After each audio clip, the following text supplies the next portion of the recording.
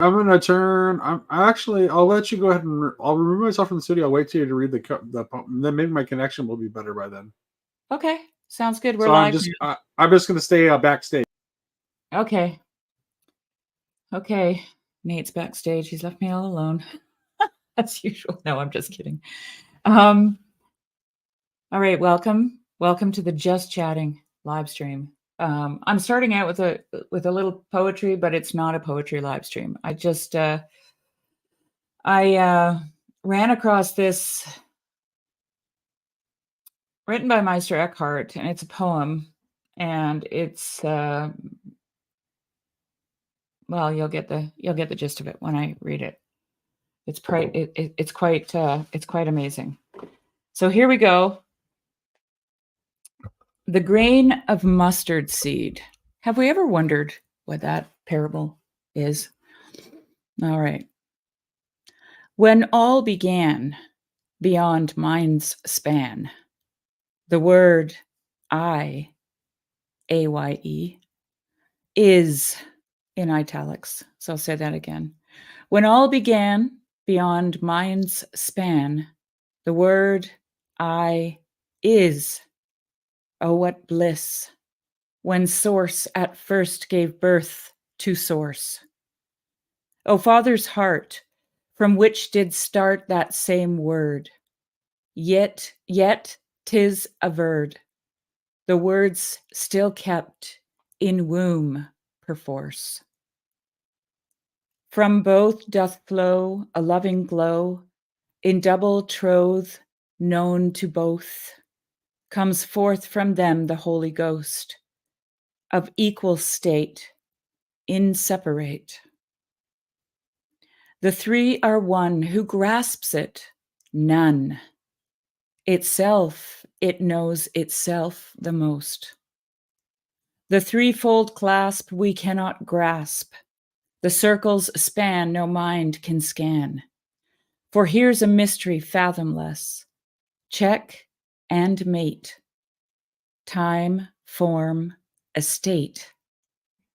The wondrous ring holds everything. Its central point stands motionless. The peak sublime, deedless climb, if thou art wise. Thy way then lies through desert very strange to see, so deep, so wide, no bounds decried. This desert's bare of then or there, in modeless singularity. This desert place no foot did pace, no creature mind ingress can find. It is, yet truly none knows what. 'Tis there, 'tis here, 'tis far, 'tis near, 'tis high, 'tis low, yet all we know is this it's not, and that it's not. It's clear, it's bright, it's dark as night. No name or sign can it define, beginningless, of ceasing, free. Immobile, bare, 'tis flowing there. Where it may dwell, whoso can tell, should teach us what its form may be. As a child become both blind and dumb, thy own self's ought must turn to naught. Both ought and not thou must reject, without a trace of image, time, or space. Go quite astray, the pathless way, the desert thou mayst then detect. My soul within, come out, God in. Sink all my ought in God's own naught. Sink down in bottomless abyss. Should I flee thee, thou wilt come to me. When self is done, then thou art one, thou transcendental highest bliss. So that's it. All right. Well, Sherry, That was something. Wasn't I it? would probably need to read that 100 three or times. four, yeah, at least 3 or 4 times to even begin to say anything about it. Yeah. So hey, Jed, what Hey, Jed, why don't you drop come a and join us? yeah, Oh, drop a link so you can come in. yes. Yeah. Here we go. My God. I mean, I read that. It was in the foreword to one of his books, and the guy that wrote the foreword was yeah. There we go. There it is. Eckhart, not Elkhart. You got some. I think it was, you got some autocorrect happening there. I think so. Yay! He's gonna jump in, Nate. Yeah. Anyway, this person said, this poem is just like people have like poured over it, right?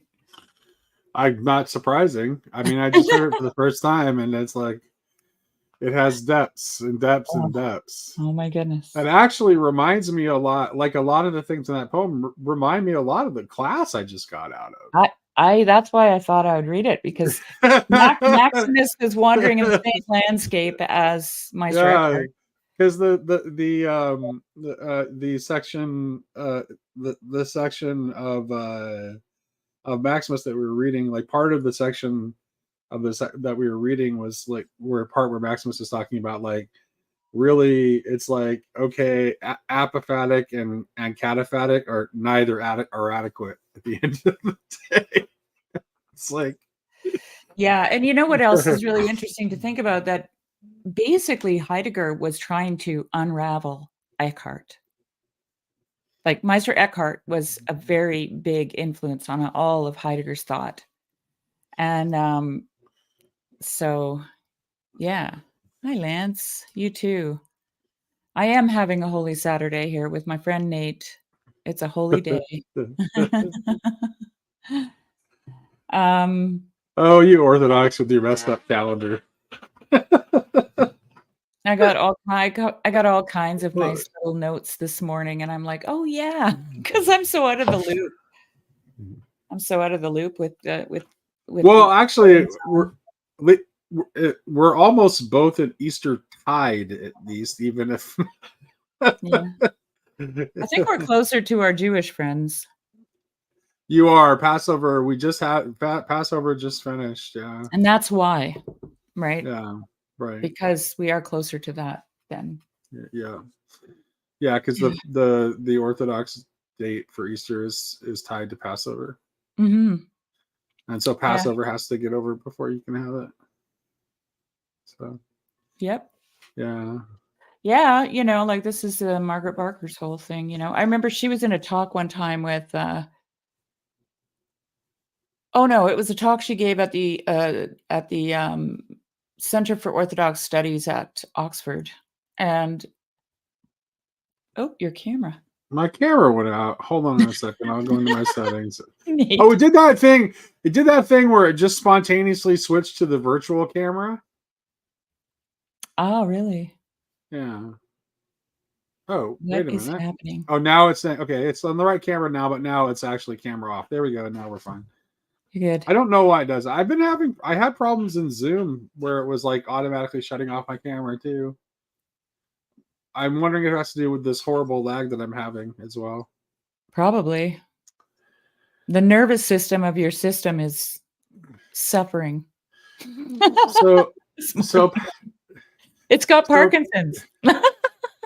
So Passover we ended up only hosting one Seder. Usually we have multiple Seders. And but the one we were supposed to have with our Israeli friends it didn't happen because one of my wife's closest Israeli friend, Batsheba, she had surgery, so she just wasn't up to it, and so that ended up not happening. But when it was funny because I was listening to the phone conversation when my wife was setting it up before it ended up getting canceled, and I could hear my wife saying like, "Oh yes, this is definitely an Israeli friendly household."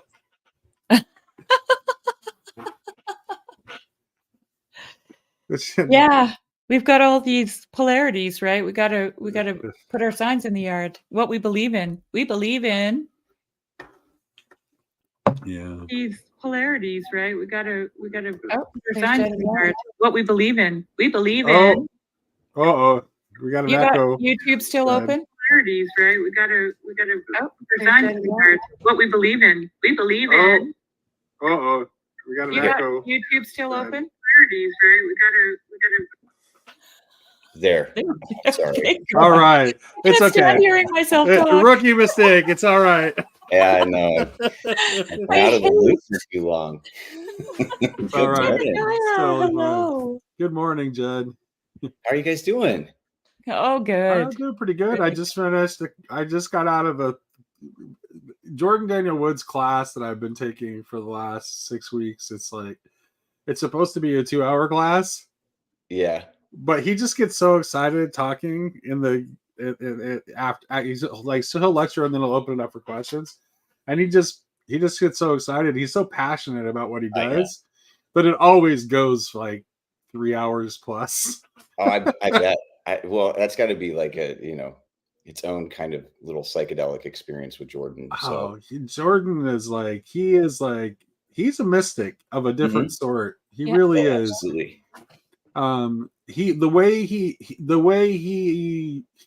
uses his mind in a way that is absolutely mystical without question. Oh, for sure. Yeah. So I had something for Sherry that since we're on the Eckhart topic, and so I've read a really fascinating book recently, and I'm going back to it again because it's really fascinating. And I've been experimenting with some Zen meditation forms. So there is a book by a Zen master by the name of Shunryo Suzuki, and he writes a book called Zen Mind, Beginner's Mind. And the idea is that you're always just beginning, right? So don't, for Zen practice, it's just about the practice. It's really not about anything else. But some of the things he talks about with respect to Buddha nature, when I was reading his writings on Buddha nature, I was like, my goodness, this guy sounds like Meister Eckhart. Right. So that's why John Verbeke loves Eckhart. Yeah. And so the Buddhist concept of shunyata, or the emptiness, and the dependent arising that comes out of that emptiness, that everything is connected to that emptiness, is sorry about that. We're watching TV in here. That was me again. I was going to be like, oh Lord. No, but so Eckhart, with his idea of the Grund, or in some sense like this divine vacancy of some kind, right, is so fascinatingly similar, and kind of this universality of that God and the human share the same Grund, right? And so when you're reading Eckhart, what I hear is like something that, if I were to take this down, I got some friends down in San Diego at a little Buddhist temple called Dharma Bums, right, which is kind of a lay Buddhist temple down there, and we'll have these discussions, and it's very interesting. Like they very much like Eckhart, and they very much like Swedenborg. Yeah. Right? So this monastery there is an old Swedenborgian church that had been converted. And so it's a very interesting point of connection, I think, in terms of just the deeper connection between these two very different and distinct traditions that have this kind of unifying point, realistically, at the level of the mystical experience. So anyway, as you were reading I think that the mystical experience is the unifying point. Right? Like, it literally is. Like, I've talked to Kezi and Yosef about this too, like that's where everything meets, right there. Yeah. It's that 0 point that kind of unites us in that sense. So anyway, that was just, once I heard you reading that, I was like, oh, I need to pop in and say hello. Yeah. Well, I read a sermon of his yesterday too. Did you hear that? I didn't hear that. Yesterday, day before or something. It's the birth of the Logos. I heard it was heretical. In the comment Is that section his told me it Christmas was sermon? heretical. Huh? Is the birth of the Logos, is that his Christmas sermon? Or one of his It's Christmas it's sermon number 1 in a volume of his works. And I don't know if I want to bore everyone with reading every sermon, but I would like to. It wouldn't bore me. I would like to just like bomb them with it. Yeah. So give me the highlights from that. I want to know why you triggered the I want to know why you triggered an ortho bro. Oh, is he an ortho bro? Yeah, he was an ortho bro. I looked at his okay. profile and it's like who was an ortho bro. Yeah. Well, I would just remove the ortho part of that and just call him a bro. You know? It's like anyway. Why let me think now. I've had like multiple major connections happening in the last little while, and I read that because let me find it. I need a clue. A clue. So Nate, while she's digging there, what was the discussion on with for Jordan's class this morning? We were reading Mystagogy for that class. Yeah. Oh, I know why. It was it's where the Christ is born. Yeah. In the virginal space, which I don't know if you guys remember that conversation, my body question thing, right? Where I was like, Christ is born of a virgin, you know. It's one of those epiphany moments for me when I'm like, because I was going through the book of Job with Jeff at the same time, and I always had this sense that Job's righteousness was his integrity. It was that untouched, uncorrupted, virginal space. And that's exactly what Meister Eckhart's talking about in the first sermon. It's where the Logos is born. And of course, it's a ground place, right? It's where, and then the really cool thing, Jed, is that he talks about the fact that no images can enter there. And so he weaves in the first commandment, to not make any images or likenesses of God? Okay, so he's playing on that first commandment, and in such a way that it illustrates why there are no images in that ground, in the soul. He's talking about the soul. And then he talks about the powers of the soul and how the soul has to take in the world through the senses, right? And he doesn't negate the senses. So he doesn't make that monastic move where that's all evil and this is all the good, right? Because and interestingly, I saw some parallels between some of the essays that George MacDonald has written and this sermon, because he'll ask a question as if someone's asking him the question. Like he makes an argument for something, and then he goes, "So are you saying, you know?" And then he answers it. And George MacDonald does that in his essays as well. Maybe it was just a literary device. I don't know. Interesting. But yeah, so he, in one of the questions in here was, let me see here. I can find it quickly.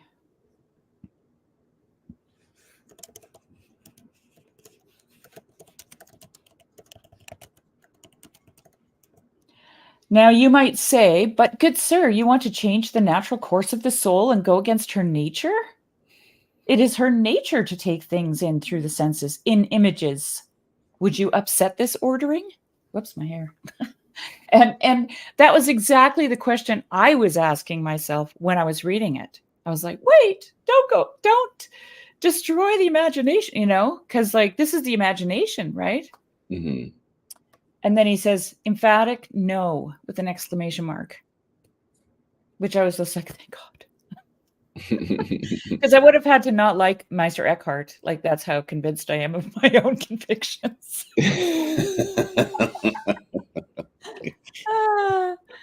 But then he says, but how do you know what nobility God has bestowed on human nature, not yet fully described and still unrevealed. Huh. For those who have written of the soul's nobility have gone no further than their natural intelligence could carry them, and they never entered her ground, so that much remained obscure and unknown to them. Mm-hmm. So anyway, it's just it, you know, I actually read it online, like on a video for the purpose of me being able to listen to it while I'm doing stuff. Yeah. Because I just have to keep listening and hearing things, right? And because you know, the obvious things pop out first, and then, you know, the more you listen, the deeper you go, kind of thing. So yeah. So can I propose a little riff here? And I'm actually more curious to what Nate has. There's no agenda today. This is all riffing. Totally riffing is totally fine. All right. So because what I'm hearing in all of this is like it just connects to a lot of things. Obviously, we talk about here quite a bit. But I was thinking, so this week I've been reading through. I'm never going to get out of Meditations on the Tarot. Like it's just a book that will. It's never like I'll never finish reading it. I quoted from it in class today. Yeah. So Nate's kind of breathing it at the moment. Holy smokes, just so much there. So anyway, you just get hit with so many different powerful concepts. But in the Force card, there and actually in the Wheel of Fortune card, best letter in the entire book. So connecting to what Eckhart has to say about virgin birth and the motif of virginity that is a through line in Tomberg's work.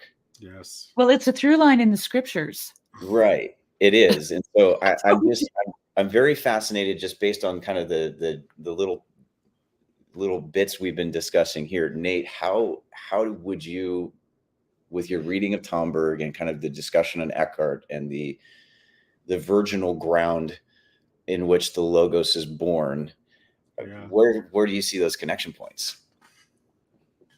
Well, I think that's like, that's what I think it is. It's like, that's why, so that is like, kind of think the role of the kind of, the proper role of the withdrawal from the world of sense perception is actually for the preparation of that, because the preparation of that virgin ground. Mm-hmm. But then it's like, you're not supposed to stay in that place. Mm-hmm. Right? You're supposed to prepare the ground in that space so that it can receive the seed, so that you can re-engage again with the world of the senses, but in a new and transformed way, so that your vision is transformed and you are transformed. Yeah.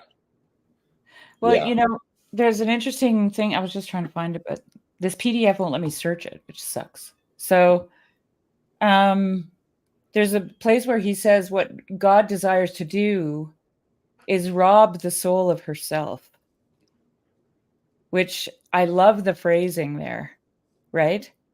And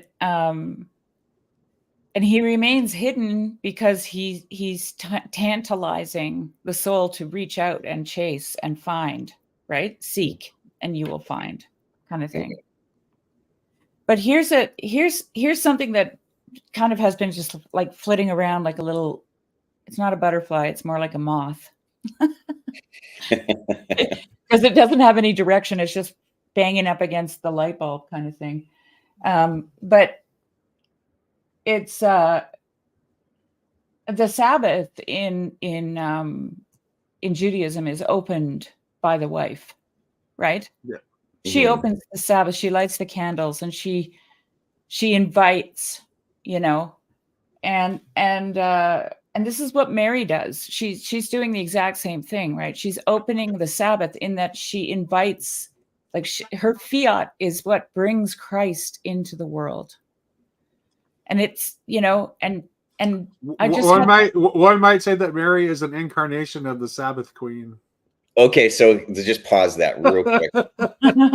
reading Tomberg from the Force. No, Kezzy's listening. I know. I saw that. Oh, good. He said yes. Yes. Oh, there we go. Hey. Yes. Right. And just let me finish my thought, though, Jed, because the Sabbath is the world to come. Mm-hmm. And it gets ushered in by the feminine. Mm-hmm. Okay, so just that. So it's just Tomberg would respond in this way, reading from the Force meditation, right?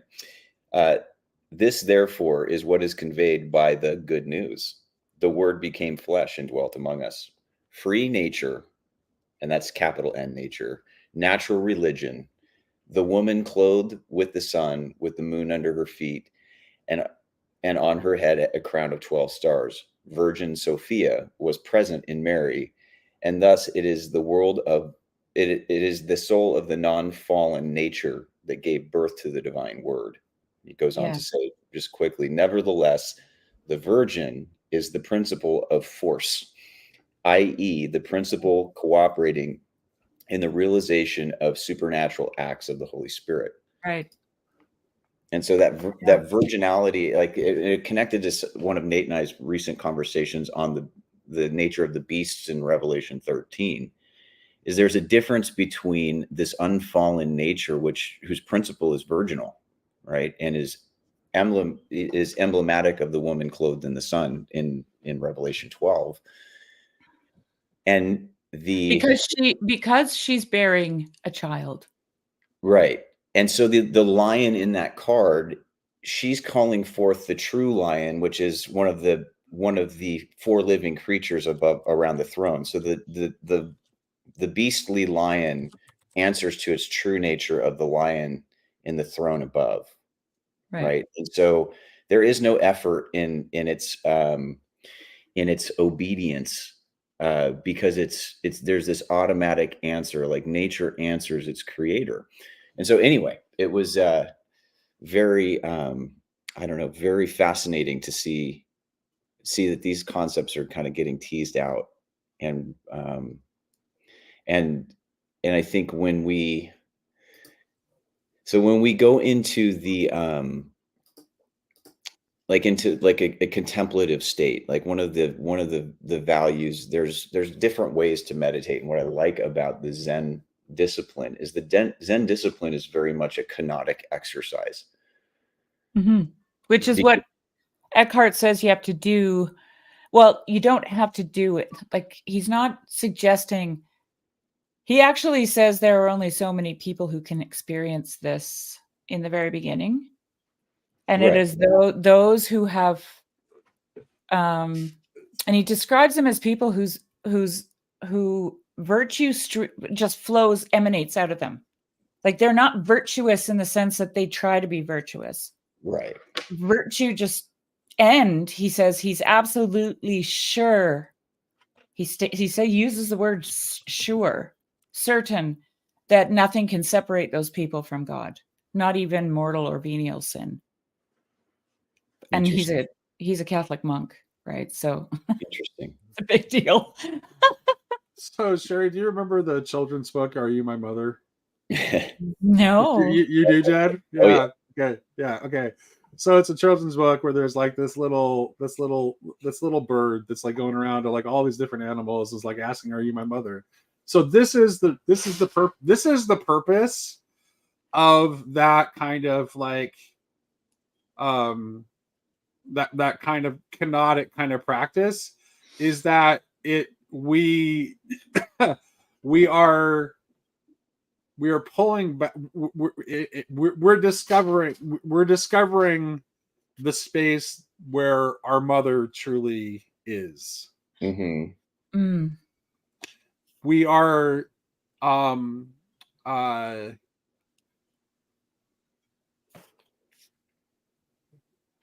we're disengaging from all the things that basically we're eliminating. We're going into the place where, and it's an interior movement.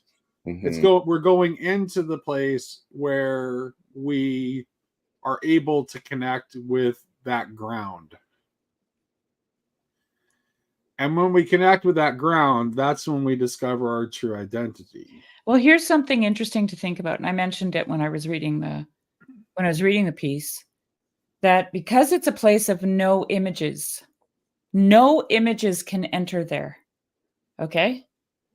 And he makes that claim because of the first commandment, because there can be no image or likeness of God. Okay? Right. So I'm like, well, wait a minute, because language is derived from the representations, the images, right? This is Barfield, this is McDonald's, this is all that. And so then I'm like, well, whatever this place is, if there's no images there, there can be no language. But what's the primordial word? But yeah, well, he's talking about, okay, there's so much in this sermon actually.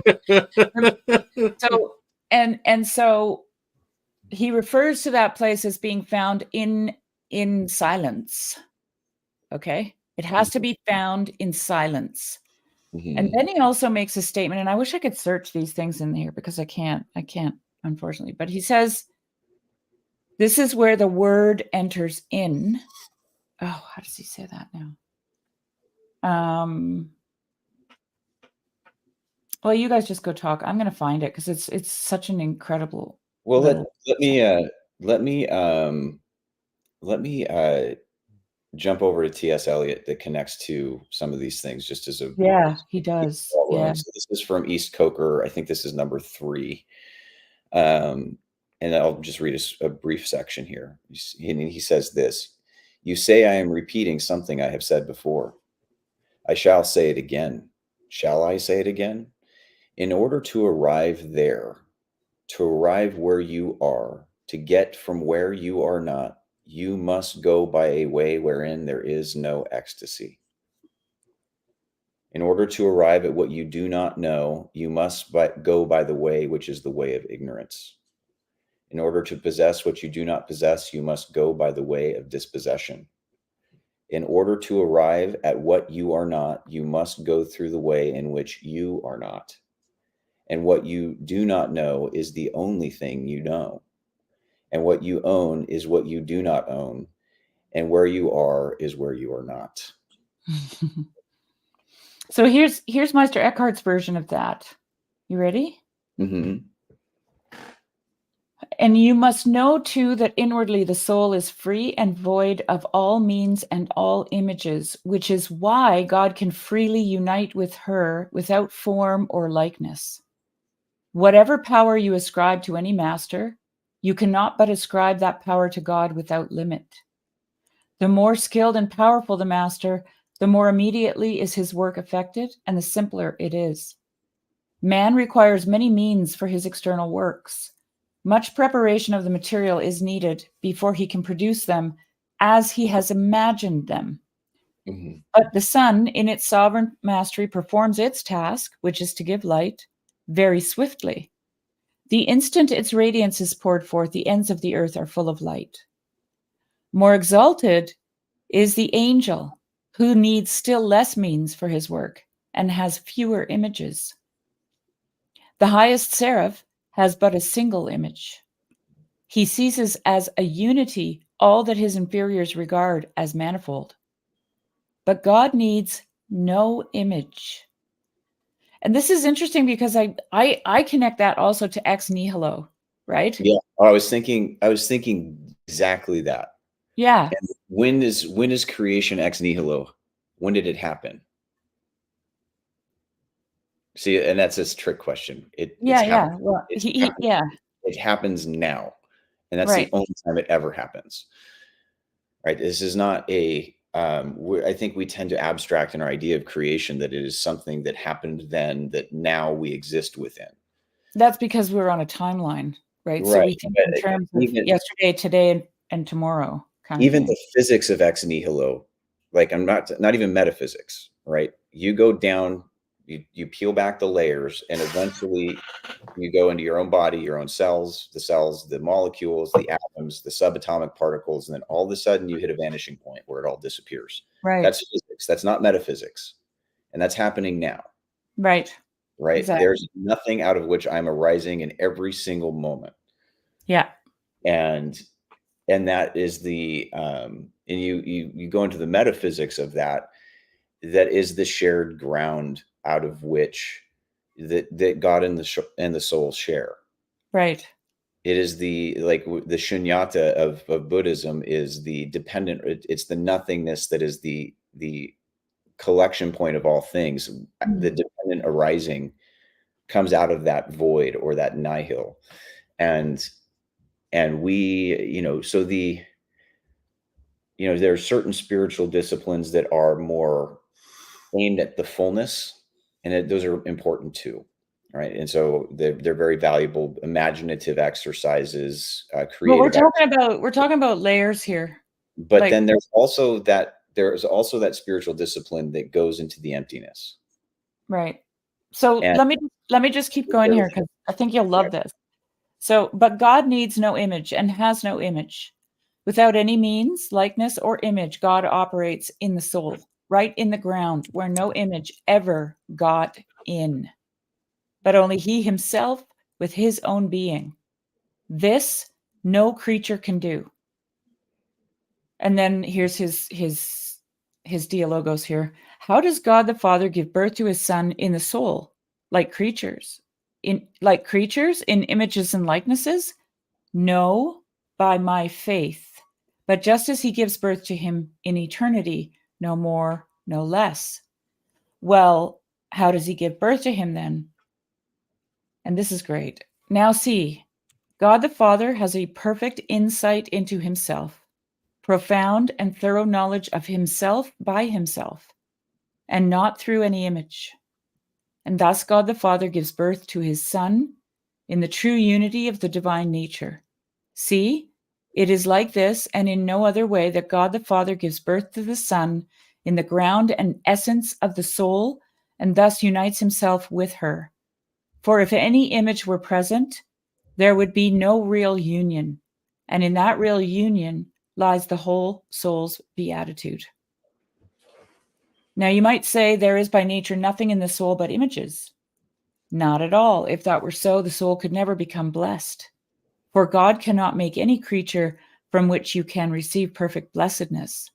Otherwise, God would not be the highest blessing and the final goal, whereas it is his nature to be this, and it is his will to be the Alpha and Omega of all things. No creature can constitute your blessedness, nor can it be your perfection here on earth. For the perfection of this life, which is the sum of all the virtues, is followed by the perfection of the life to come. Therefore, you have to be and dwell in the essence and in the ground. And there God will touch you with his simple essence without intervention of any image. And it's funny because MacDonald used that same language. He says you have to be and do. That's it. That's all you're called to as a human being, right? Is to be and to do. And MacDonald read German. But isn't that? I'm sure he read Eckhart. But that is an imitation of the motive of the divine existence, because God is a being and a doing. He is an abiding being and a perpetual doing. Mm-hmm. His activity is what creates the world. Yeah, but see, if you can wrap your head around that, in my opinion, if you can actually wrap your head around the fact that all you need to do is be who you are, fearfully and wonderfully made, right? Mm-hmm. And to go out into the world and do, right? Not be static, but be dynamic as a human being. And what you're putting into the world is who you are. It's your who I am. In Heidegger would call it your sign, right? Your being. Mm-hmm. And then, like I read earlier there, Eckhart says, we don't know the nobility of the human being, right? It's not yet revealed. Mm-hmm. Well, I think if you can wrap your head around just that little thing that I just said before, that gives you some sense of how noble you are, right? Yeah. To be and to do. Hey, Michael. Yeah. Good to see you, Michael. Hey, so when I think like in that contemplative exercise, like I've been thinking a lot about ones and zeros lately, and the dependence between those two concepts, right? One being the number that contains all subsequent number, and then zero being the negation of all of those numbers, right? And in a sense, like it can be a kind of a metaphysical icon of the nature of God, right? There's like the monism there's an adversity within the monism of fullness and emptiness that co-inhere in God in one singular and incomprehensible way, and that the nature of the spiritual life allows us to experience both. You could put it in theological terms, allows us to inhabit both cataphatic and apophatic experience. Mm-hmm.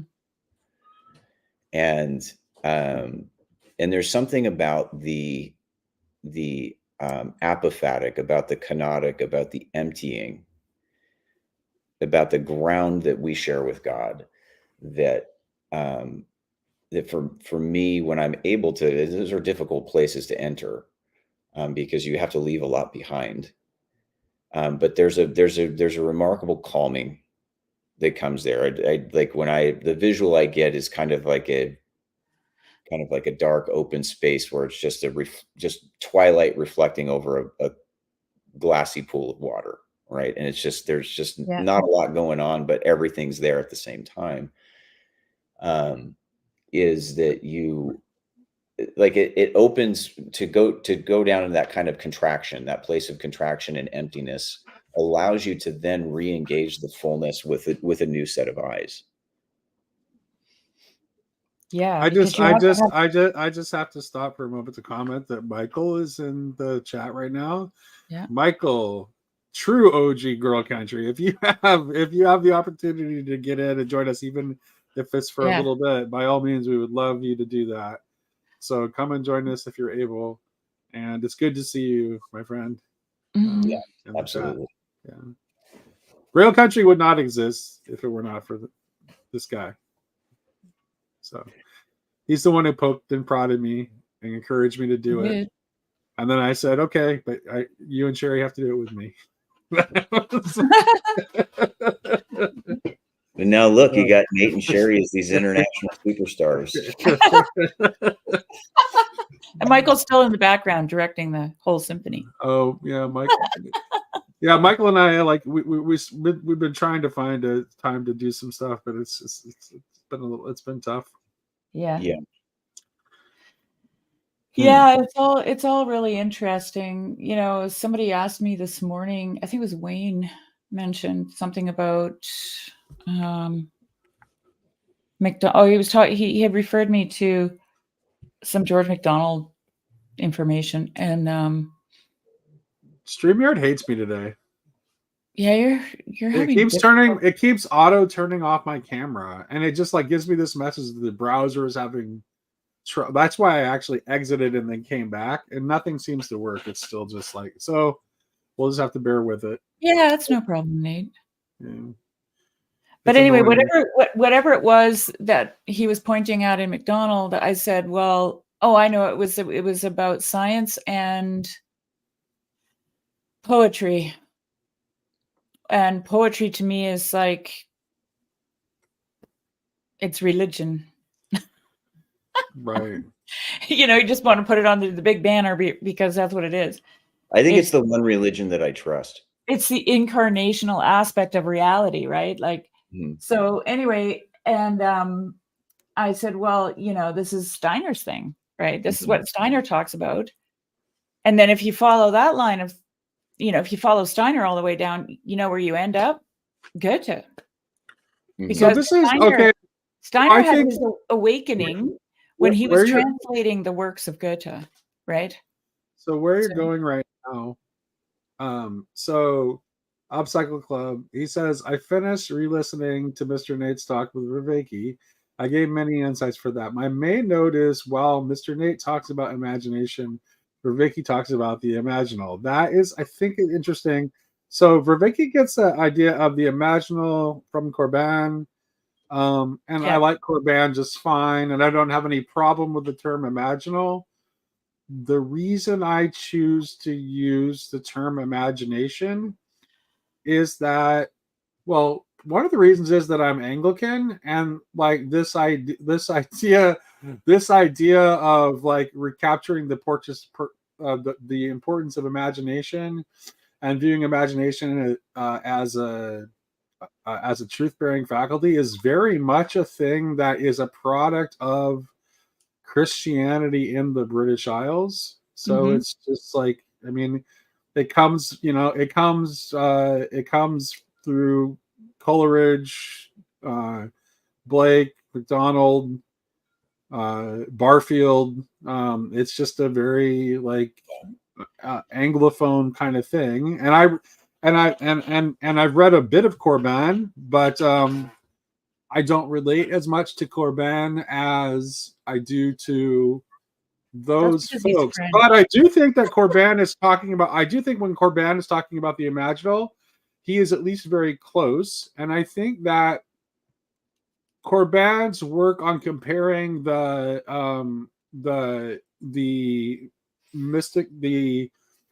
stories within Islamic mysticism about the hidden imam to the Grail material in Europe, I think points to where that links, because well, as Tomberg says, like the ultimate way to understand the imagination is the imagination is the faculty by which you become the other. Like, right. And so that is like the highest understanding of imagination. And this is also what? Can you pull Grail? Go ahead. Sorry, can you just while you're talking, I am just logged in as a guest, so I can't pull comments. Can you pull Risto's 11:36 a.m. comment about poetry is the unveiling of reality through metaphor? Yeah, just here. And then go ahead and keep doing it. I just don't want to lose. Oh yeah. No, that's a great comment. Yeah. Okay, go ahead. Anyway, you were saying, Nate. Yeah, that's my main thing. So it's like, I think Corban's use of the imaginal, I think, is certainly adjacent to this kind of like British Christian tradition of like talking about the imagination, and imagination as a truth-bearing faculty. I think that they're very linked. I think there are some distinctions, but to be honest with you, I haven't read enough Corban to have a clear picture of where the distinction is. I just know that like that's Vervaeke's favored language because he's more inclined toward that. The Corban understanding. I haven't read Corban, but if you think about just linguistically the differentiation between imaginal and imagination, like imaginal is kind of a receptive state, and the imagination is the active manifestation of something that's receptive, right? So imaginal, like I think there's an interesting book by a guy named Whitley Strieber in the ufology world, who describes some of his experiences in something that would approximate like an imaginal realm, right? And he sees it as kind of this mirror realm within reality, where a lot of the creatures of our imagination, in a sense, clothe themselves in the imaginal realm with our imaginations, and appear to us as gods and fairies and monsters and all these different kinds of things, right? But I think it's the imagination is, I think that I think that the active principle, the human imagination is what populates the imaginal realm. I want to say something. So anyway, yeah, we know. I know you were going to. I'm like, okay, first of all, I want to use the word imagination because it's been so vilified by Christianity. So I'm like, yeah, that's part of the reason I favor it. I do. That's part of the reason I favor it too. But it's also partly just Anglican sensibilities. And then the other thing is, George MacDonald says that so perhaps the use of the word imaginal just eliminates the possibility of fancy, But George MacDonald likes to make that distinction between fancy and imagination, because for him, imagination is always divine, right? Mm-hmm. So he has this great little illustration where he says, if she cannot go out to worship, the imagination, if she cannot go out to worship, she will stay home to be sensual. Mm-hmm. And he blames that on dogmatism. Okay. Okay. So, and then here, just check this out. I just read this morning, where Meister Eckhart says, this is this poem that I read this morning. As a child become both blind and dumb, thy own self's ought must turn to naught. Mm-hmm. Both ought and naught thou must reject, without a trace of image, time, or space. And then he says, go quite astray, the pathless way, the desert thou mayst then detect. Like, in other words, I mean, it's no wonder that they wanted to charge him with heresy, right? Right. Because he literally said, go quite astray, like just go. And this is what MacDonald's getting at when he says the imagination, if she cannot go out to worship, she will stay home to be sensual.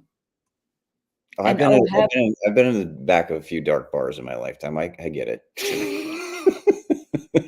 Yeah, and I mean, this is just something that I've seen, especially in my years in evangelical Christianity, where people are suppressing because of expectations. Yeah. And it's coming out in their lives in all kinds of really horrible ways, right? Like oozing like some kind of, I'm going to get really like descriptive here and say, green pus that reeks. Mm-hmm. Yeah. Anyway, so I just wanted to say. I want to go to Risto's comment here, and I like what the apocalyptic register of the comment. Oh, did I just? I'm sorry. Okay, just my computer's acting up. But anyway, Risto, where have you been all my life? I know, Risto. You bring up Barfield and Neruda in the same comment. I know this is amazing, but it's the truth. So the apocalyptic enzyme is the metaphor, right? The metaphor is our ability to see the interrelatedness of things that appear to us as different. So, Jed, you must know what metaphor, the etymology of the word is. So beneath and then for, is that related to light? I don't know if we've had this discussion, so I don't know the etymology of metaphor. Okay. I'll look it up while you talk. Sorry.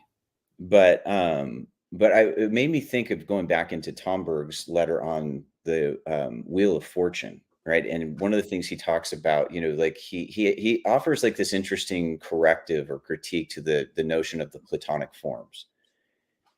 And what he says is that the forms are not the highest form of reality, that there is no corner of reality that is not populated and peopled, right? So the upper register of reality is not these abstract forms, but it's actually persons that give rise to the forms, right? And it's that are in a sense imagining the forms, and then through emanation. Well, this is interesting. So in the class that I took this morning with Jordan, one of the things that I was saying in the discussion toward the end is I was talking about how, like, the idea of having some abstract principle. This is like where Jordan Peterson gets off the rails when he talks about sacrifice. Like, he talks about it in more than one way.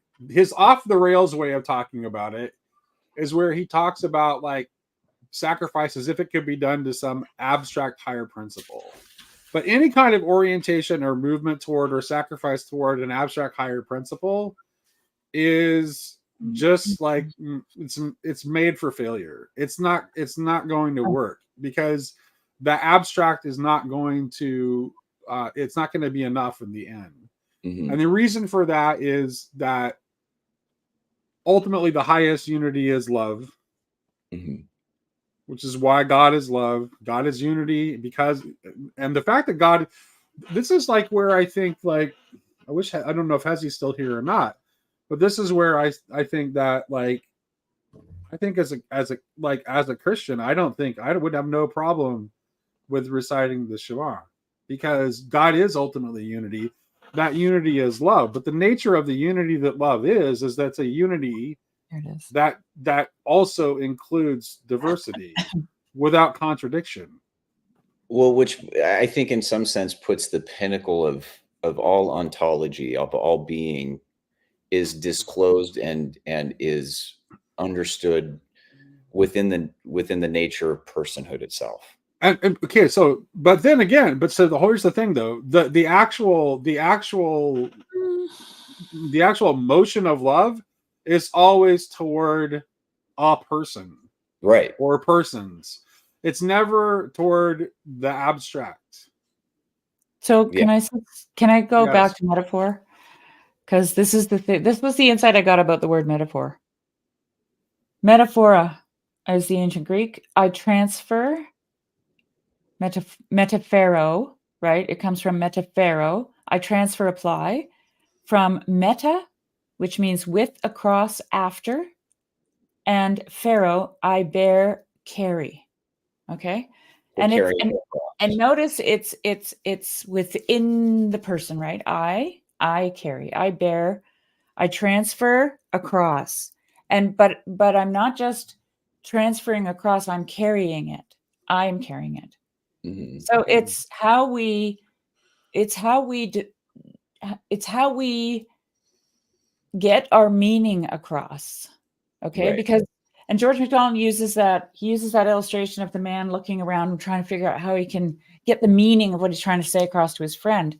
But what's even more fascinating about this is Saint Christopher.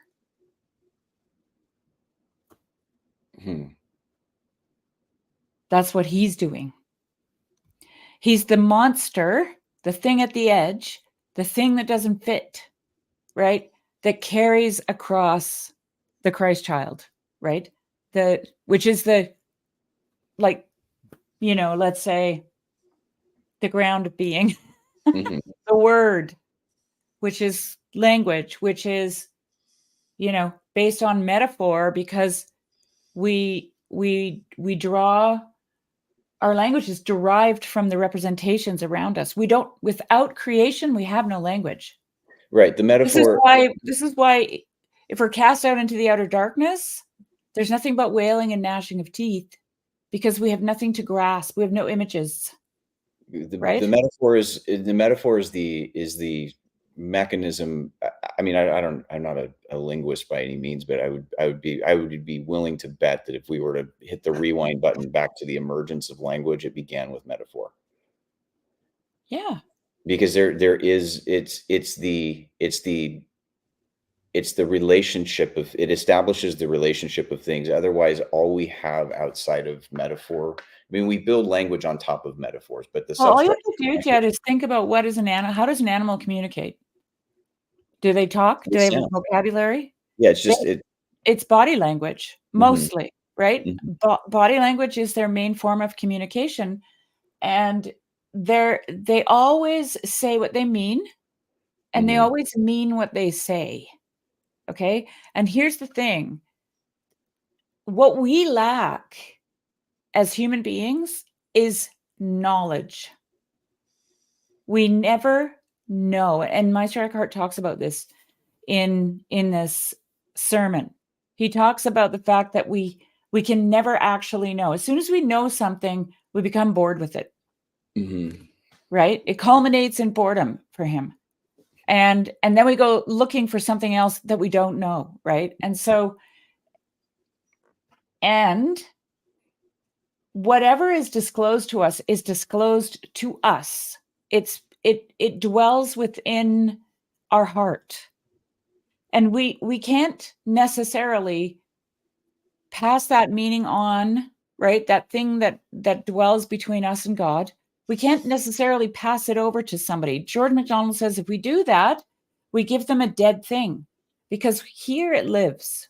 And we can't take this and give it to them. We can only cloak them with our opinion, right? And then the more you transfer that cloak of opinion, the more deadening. So now it's a verb, okay? So it was a dead thing, an adjective.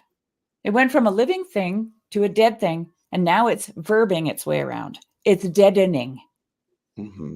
Because there's no personal meaning. And this is why Meister Eckhart says you have to go astray, right? Because this is how subjective meaning actually is. Well, I think that's what Tolkien means in his Aragorn character, that not all who wander are lost, right? Oh, yeah. Right. Yeah, and that's why St. Christopher, being the freak of nature, like if he was in the circus, he would have been in the freak circus, right? St. Christopher, the dog-headed man. That's why he's so important, because he's the one that brings true meaning across, right? He is metaphora. Anyway, I'm getting excited. Yeah, well, rightfully so. It's an interesting. Who is T-Grog even talking to? It's like I can't see. I can literally. I've been fascinatingly staring at his comments and trying to figure out how they follow to anything that's going on in the chat or anything we're saying, and it seems like he's just monologuing to himself.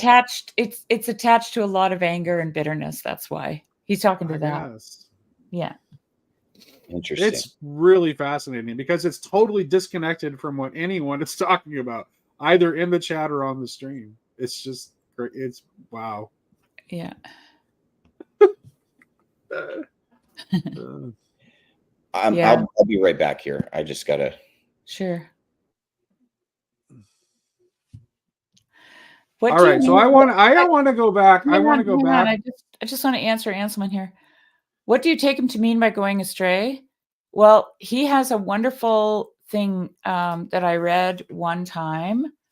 And I would tie this, Anselman, to make it more palatable for yourself. I would tie this to the woman clothed with a son who runs into the wilderness. And so this is what Meister Eckhart says. And he does in that thing I just read, he does call it a desert, which is wilderness. Here it is. You will not find me in the usual places. Come to the desert if you'd like to see. Look where you might become lost for a while. There is a wide wilderness in me. So that's what he's talking about, in my opinion. Anselman. All right. So I was interested. This I thought was really interesting. And from Mark rather. Yeah, Mark, you should jump in. Yeah, by all means. And he asks if God might be invisible because he is love. And I wouldn't say I wouldn't want to express that as like in a causal way, but connecting like how we can understand how the invisibility of God certainly gestures toward God's essence being love. I think that is a very great question to ask, and I think this also actually points to why we have the commandment against images. And then the reason that we have images again in Christianity after the historical event of the incarnation is that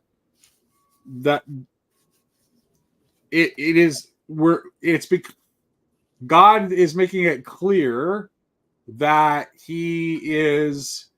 that the reason for his not being represented by any particular image is that he has chosen an image for himself, and that image is a human face. And so we need to be looking for and reflecting back to other human faces the image of God. It's like the Robert Johnson, the Jungian psychologist, Christian Jungian psychologist, who wrote He, She, and We.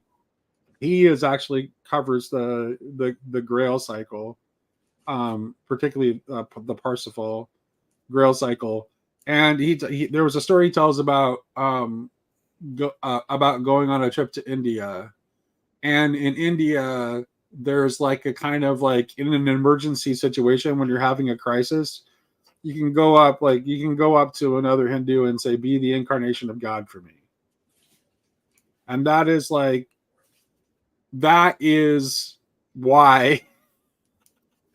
the image was no images until God became a human image with the human face. And so when we are encountering face to face, if we are looking with the right eyes, there is a potential encounter with God. Every time. Every time. And is in as much as man is a microcosm of the entirety, then that is also true of everything else in the creation. So that's how I would answer that. I just posted the link, Mark. Yeah. There's some really interesting comments in here too. If Mark's going to jump in, that'd be awesome. But just going back to the relationship between metaphor, images, I think that and I think if we talked about this, I don't remember if it was you, Nate, or if it was you, Sherry, but like in some senses, like there's the imagination is kind of, I think, figured in a way within the Trinity itself, right? As the Father as the imaginator, the Son is the image, and the Spirit is the inspiration. And these are like simultaneities within God, right? Mm-hmm. So the Son is eternally generate. Well, right? Blake has Jesus, the imagination. Right. And everybody has a different way of right. rendering that. I'm not, it's just, it's a way of seeing that, like the way that God, the fact that God images himself forth means that, like, when we go back and we peel back into the question of metaphor, is that he is positing a reality that is entirely relational, right?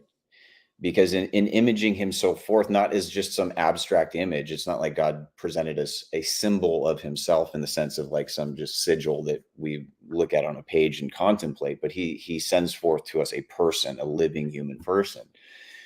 Means that the nature of that reality is disclosed in relationships. And so the question of metaphor becomes kind of foundational in the whole enterprise of understanding and discerning reality. Is what you're doing is you're building or coming to an understanding of the relationships between things, but then there's a creative element of the metaphor where, we could, the metaphor that kind of ceases to be a metaphor is like death is a journey, right? Like, because everybody uses that metaphor, but it can stack itself into that concept will repeat itself in film and art and all these kinds of things. And so there's an emanation of these archetypal metaphors that become the structure of reality itself. I don't know if that makes any sense at all, but that's kind of the way I see, like there's an emanation from that primary source of basically God. How do you don't distinguish imagination? No, I wasn't trying to highlight that one, actually. Yeah. Imagination. Can you just leave that up there for a minute, Nate? The Anselm one? Yeah. So standard Christian spiritual teaching is purification of the imagination for false phantasms as part of the purgative way. Yeah. And that's why there's no more beauty in Christianity. Okay. I'll just say that. There was a lot of beauty in Christianity, but let me just finish. Unfortunately, people have decided that imagination means all imagination. But as George MacDonald points out so eloquently, if she cannot go out to worship, she will stay home to be sensual. And the reason she cannot go out to worship is because of dogmatic people. Sherry, let's not strawman Anselman here, because he's not saying he's saying purification. He's not denying the spiritual importance of the imagination. No, because what he's talking about is the necessity of purifying the imagination, right? Which is actually what I was talking about earlier when I was talking about like the role of like asceticism being to prepare the virgin ground, right? Yeah, and that is where and then the imagination can begin to to be purified and bear good fruit. So I think so. I don't want to totally. Yeah, I think he's got a point. I wasn't finished. Oh, okay. Sorry. I just Anselman and I butt heads enough that I wanted to give him some credit and be fair to him. Well, the question though, but Sherry, I think to Sherry's point, and I think I mean, I read what Anselman was his commenting, his question there was, I read it charitably. I think that Nate, I did too. But I wanted to kind of get everything. I wanted to get everything in there. Right. Because the question of dogmatism becomes, I think, Sherry, to your point, the question of dogmatism becomes really an important one, because dogmas are helpful in the same way that understanding scientific theory is to understanding scientific law, right? Dogma is a theoretical framework. It's not the thing in itself. It's not, the design of Heidegger, right? And so the dogmas can have there's a utility to dogma, and it's important to try to think clearly through dogmatic and theological questions. I don't deny that. But the problem is that a lot of, like here in Western Christianity, our relationship to God is mediated dogmatically. And like that does not actually work in the realm of relationships. Like whether it's with my fiance or whether it's with my children, I'm not mediated through a series of abstract dogmas that are the basis of the relationship that I have with them. It's shared time and shared space, a shared ground of being. It's unity and multiplicity, right? And so the dogmas are, I'm not saying they're not useful, and they're important, and they a lot of times arise out of our concerns in the act of worship itself, right? So I'm not saying anti-dogma by any sense, but dogmatism, I am kind of I would say I'm anti-dogmatism for those reasons, because it's like it's confusing talking about the thing for the thing. Right. And I think that's where, Sherry, I find, a lot of affinity with MacDonald, is because he gets that. And I would say he's also very dogmatically based at the same time. Yeah, he is very dogmatic about what he's saying. Yeah. Well, anyway, Mark, hey, I really definitely want to give Sherry, since Sherry was cut off, I want to give Sherry a chance to say what she was trying to say to finish her thought. Well, I was actually just going to add on what you said. Right. Okay. That's what, and then you just it's okay. We're the same. We share a brain at this point, Sherry. I'm sorry. It's all good. I want to say I didn't take that uncharitably either from Anselman. I understood what he was saying, because Meister Eckhart actually goes into that, right? He literally says you can't go to that ground in the soul with images, period. None. Right. So anyway, hi, Christian. Hi, Mark. Hello. Hey, Christian. Hello. Oh, you got some echo. I've got echo. No, it was Christian. You're fine, Mark. Okay. Well, thanks for posting or responding to my question, Nate. Yeah. It just came to me while you guys were talking, and I'm kind of was happy just listening, because I think you guys were doing so well. I don't know if I can add too much to it, other than what kind of inspired the thinking, or the question was, well, you have, I'm always referencing Buddhism, my apologies, but you have suffering is closely linked to attachment and aversion, and it's attachment to what, right? And you have God is then the thought was, well, it's attachment to all the stuff that we think of as life, there's even this one little legend of a very, very high master who dies, and he's ascending to nirvana, but then looks back upon a beautiful deer in the garden and drops right back down. It gets reincarnated instead of getting released. So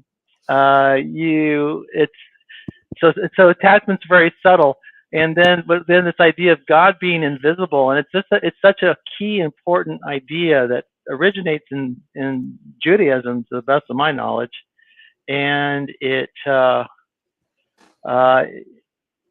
why is we reject kind of the pantheist view of God being everywhere and in everything, and we see God as both wholly other and invisible and all, yet all in all. So it's this tremendous mystery. Yet he's invisible, even in the new heaven and new earth of Revelation. You have Christ, but God, the Father, is still invisible. And why? And it seems to me that this idea was I'm just kind of rambling stream of consciousness. Think of this more poetry than prose. That God is just perpetually giving. It's just the invisibility is in a complete non-attachment to self. There's no drive to be. There is just endless impetus to give, to surrender. I had a thought recently about God breathed life into man to give man life. Sorry about the genderism there. That's just my old King James thing coming out. But it's like God breathed until he couldn't breathe no more, in a sense, and yet keeps breathing life into humanity. And it's a perpetual breathing and giving. It's almost to the point like God died to give humanity life. But yet, because God can't die, God is resurrecting in us, and we see this in Christ. And go ahead, Sherry. That's just, like I said, rambling. Well, you were really starting to cook. I love yeah, I was. Yeah. It's because like Eckhart does that same thing, Mark, where he talks about God just laying on the birthing couch and giving birth constantly, right? Right. But like he says here, this came to my mind because you're talking about the hiddenness of God, right? Mm-hmm. And so because God is hidden, we live in a certain kind of an unknowing, right? Mm-hmm. Which is what I was talking about before when I said like we're always wanting to know. We find out something and then we're bored with it and we go to the next thing. What's that? Right? And so he says here, my soul powers receive only in images. They have to know and lay hold of each thing in its appropriate image. They cannot recognize a horse when presented with the image of a man. I thought that was a really interesting statement, by the way. I just want to throw that in there because you know what brought to my mind, Nate, was Bach talking about the presence of animals in man. But anyway, because like you were saying that earlier, Jed, about the lions and, the beasts and all that stuff. So he says they cannot recognize a horse when presented with the image of a man. And since all things enter from without, that knowledge is hidden from my soul, which is to her great advantage. This not knowing makes her wonder and leads her to eager pursuit, for she perceives clearly that it is, but does not know how or what it is. Whenever a man knows the causes of things, he at once tires of them and seeks to know something different, always clamoring to know things, is forever inconstant. And so this unknown knowing keeps the soul constant and spurs her on to pursuit. And this is what the Song of Songs is all about. Mm. It's the chase. It's the chase and the invisibleness and the hiddenness and the hiding and the seeking and all that stuff, you know? Right. Well, I was thinking with one of the things that Mark was saying in kind of this reversion, and there's some comments about Buddhism in the thread that's interesting, but so I want to return back to the question of dependent arising. And I was thinking about this in respect to Christ's conversation with Nicodemus in John chapter 3, where he's describing that no one knows where the Spirit comes from. The wind blows where it wills, right? And I was thinking about, I just had this perverse question that was in my mind of like, okay, well, where does the wind come from? That was like, I began to think about that, and it really comports quite nicely with that Buddhist notion of dependent arising. Well, at the physical level, wind comes from atmospheric relations. It comes from biological relations. It comes from the movement of the planets, the movement of the Earth around the sun's interaction. Like eventually you get to this place where the phenomenon we call wind, you're going to have a regression all the way back to the very beginning of things. And then, okay, so I'm pretty sure this is a fart joke. So Jedediah, if you can do the regression all the way back to find out where wind comes from, could you call wind that wind emerges out of a procession? Because I just made a really long message to myself this morning because I had this like epiphany. Mm-hmm. And part of it was the word procession, right? Because it's found in the Nicene Creed, this proceeding out of. Right. And I remember my priest saying to me, there's no other word, okay? Don't ask me what it means, he said. It's the word we have, the word we use, and there's no other word, okay, for proceeding out of the Father. Mm-hmm. And I'm like, okay, well, that's interesting. This morning, my little epiphany, I was like, procession is so interesting because what procession is talking about is transformation, mm-hmm. right? It's not talking about like our kind of linear, like we think that this is why in my opinion, this is why we get mixed up with the terminologies of annihilation and destruction and all that, because we think something can be and then it cannot be. Right. And what's Hamlet's famous question? To be or not to be? That's the question, right? So if you are, and this is why Job goes back all the way back and says, I wish I was never born. Mm-hmm. Because if you are, you always are. Okay. And anything that happens once you enter into the world is a procession out of you. All of it. All of it, because you cannot, you can't be in the world without affecting the whole world. So Sherry, how about this then? And I'll keep this very quick. Progression and regression are procession. Ways. Procession and regression are the same as respiration, inhaling and exhaling. Exactly. Yeah. It would be interesting. It would be interesting to add to that process, that theoretical physiological process of inhalation and exhalation and energy production that comes from our theoretical understandings of T-Grog science, is understood through symbol. People take theoretical ideas, and we have electron microscopes to give us an image. Mm-hmm. And then we have artists like Matt Krotz, who has his degree in anatomical physiological art.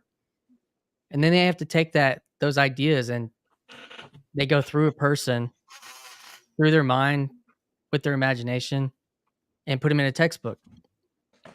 And I think that it's, and to talk about the dogma of religion, it's easy.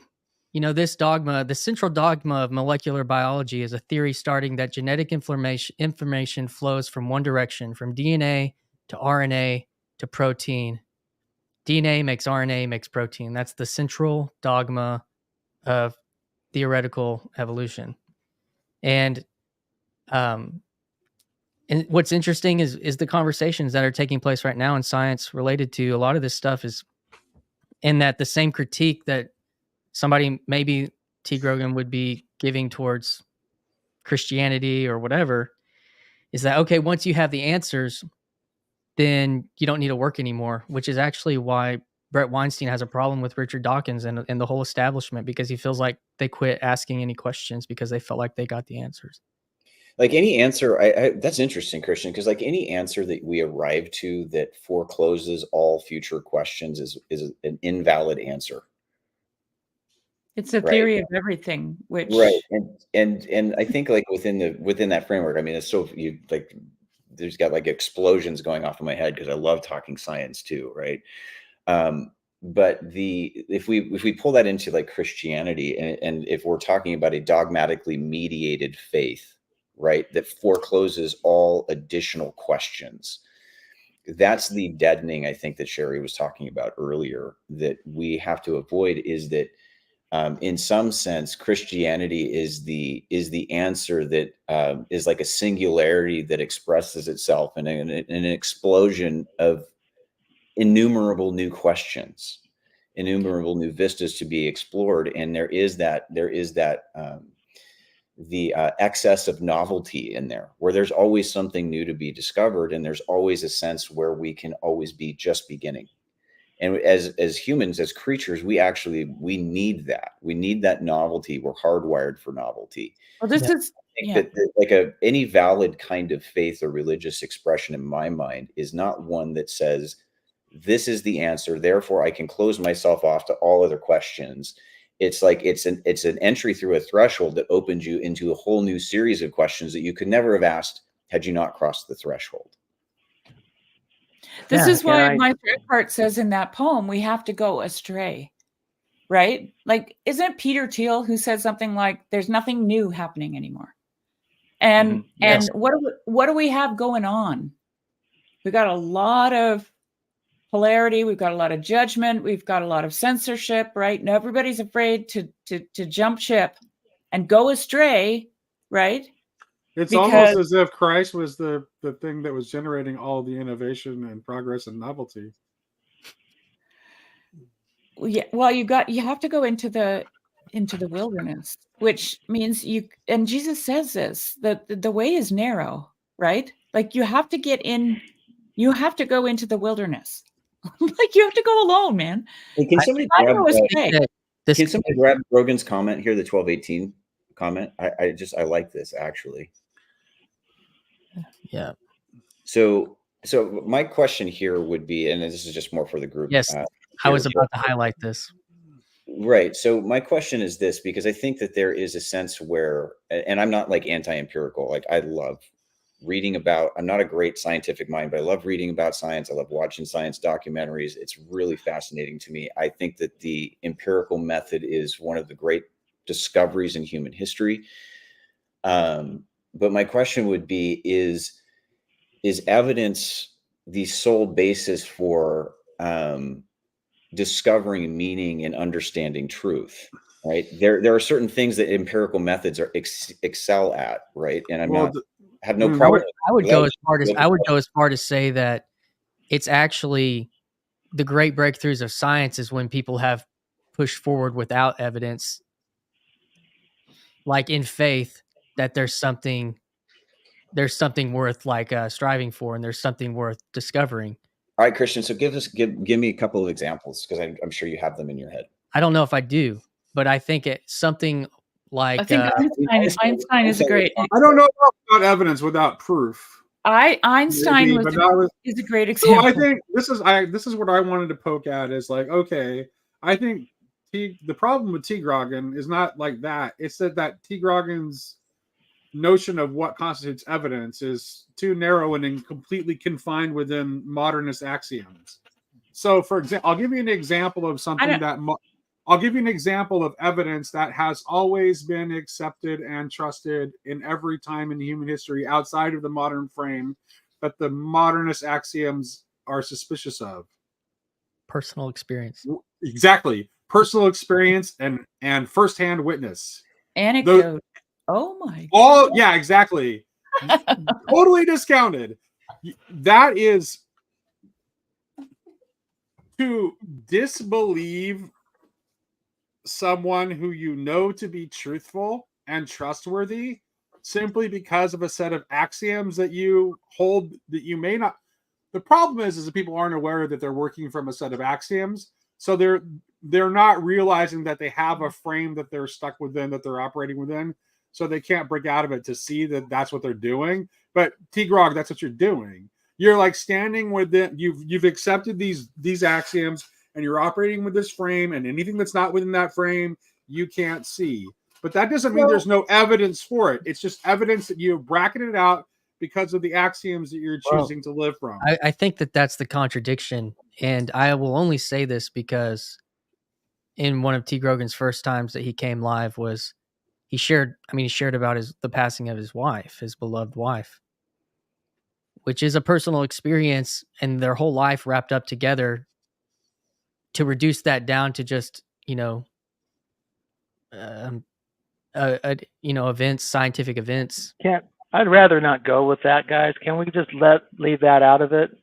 Our discussion. It's unfair. He's not here to talk about it, and I'm not comfortable I was in that going there. He had that conversation. No, I understand. I watched it. I was there, but I'm just saying it's not really a person's personal life isn't grist for my mill. So that's fine. I'm just okay. We'll just talk about love and science.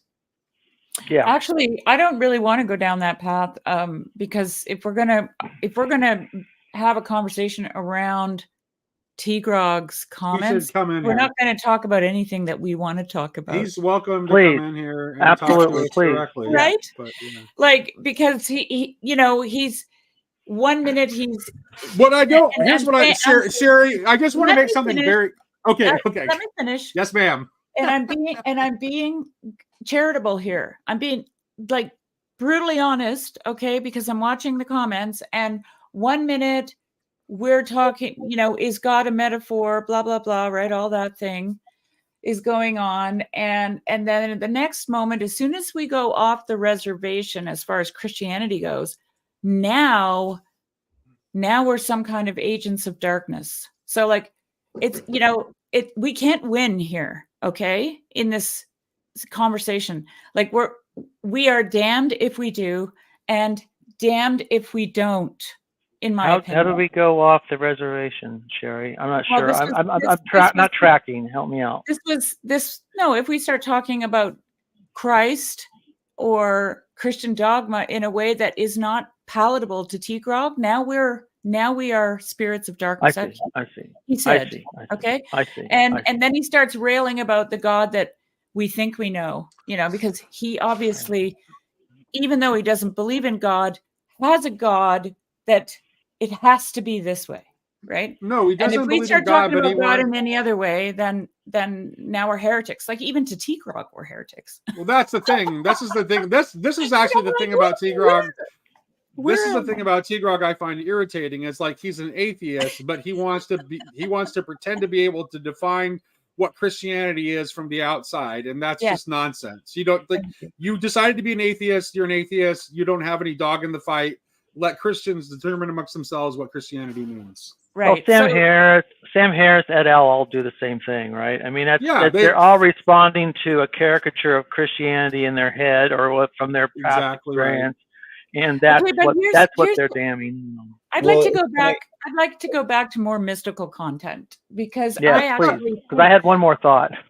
Okay, cool. I actually think that whatever we see on top, right?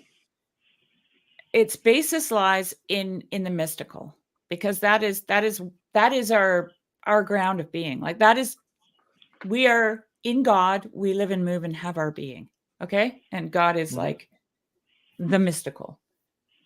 And so what I see, I'm going to try to do this. What I see as problematic for many people is the idea of paradox, because the truly mystical is going to be a paradox. It is holy ground. Okay? So when we approach it, we have to take off our shoes. And when Moses stood in front of the burning bush, he was standing in front of a paradox. It was a bush that was on fire, but was not consumed. Okay? That is a paradox. And God said, take off your shoes. Okay? Now you're on holy ground. Well, so Noah's going to start singing the hymn. So can I inject something here just from, and Nate, this might resonate as a fellow Anglican, right? But in our liturgy, right, we when we're singing the Paschal hymn, and I'm sorry to, but that's, what we're doing is we're not proclaiming a dogma. We're proclaiming a mystery. Yes, that's right. We proclaim the mystery of faith is that, Christ has died, Christ has risen, Christ will come in. I also love how that is like, notice that has all the tenses of the verb to be. Yeah. Within that, I just love that. That's one of my favorite parts of the liturgy, actually. So, and the movement of the liturgy then moves us into confess and we believe, right? We believe, and we'll sing or recite the creed, right? But the movement starts and it begins with mystery. Right. And there's an inarticulability to mystery that we cannot, it's almost like there's not much more to be done other than to say what the mystery is and leave it at that. Right. And then you have to kind of live within the mystery. And then it descends to us and we confess, well, in light of the mystery, we believe these certain things about God, that Christ is God from God, light from light. These kinds of notions, but it stems from the mystery first. And I think that this is where, Sherry, what you're talking about with respect to mysticism is really important. Yeah. Is and I think this is the role of all liturgy and the validity of all religion is a initiation into the mystery itself. Right. And if we lose sight of what that is, and this is where, even when you're talking about going astray, and what, in a sense, that's what Eckhart's sermons are, is there these excursies, there's these detours where he's scooping up as much descriptive language as he can. He's using Middle German as opposed to Latin so that he can avoid using dogmatic terminology. Right. So that he can go in and describe this, is this raid on the inarticulate that T.S. Eliot talks about in Four Quartets. He's using language in a way that is meant to facilitate and host and point us towards this encounter with the mystery. Right. And it's not about the language he's using. The language is great. It's beautiful. It's wonderful. But at some level, he would probably tell us the same thing: is let go of what I'm saying. What I'm saying is not what I'm saying. I want to say something about the mystery, because some of the people who accuse me of heresy all the time seem to don't want to fully accept what the mystery is. But Scripture tells us, but Scripture tells us exactly what that mystery is in Colossians 1:26 and 1:27. What is the mystery? It is Christ in you. That is the mystery. It's not just some vagary. We're told what the mystery is. Yeah, but we have to plumb that. That is still a mystery. This is the thing.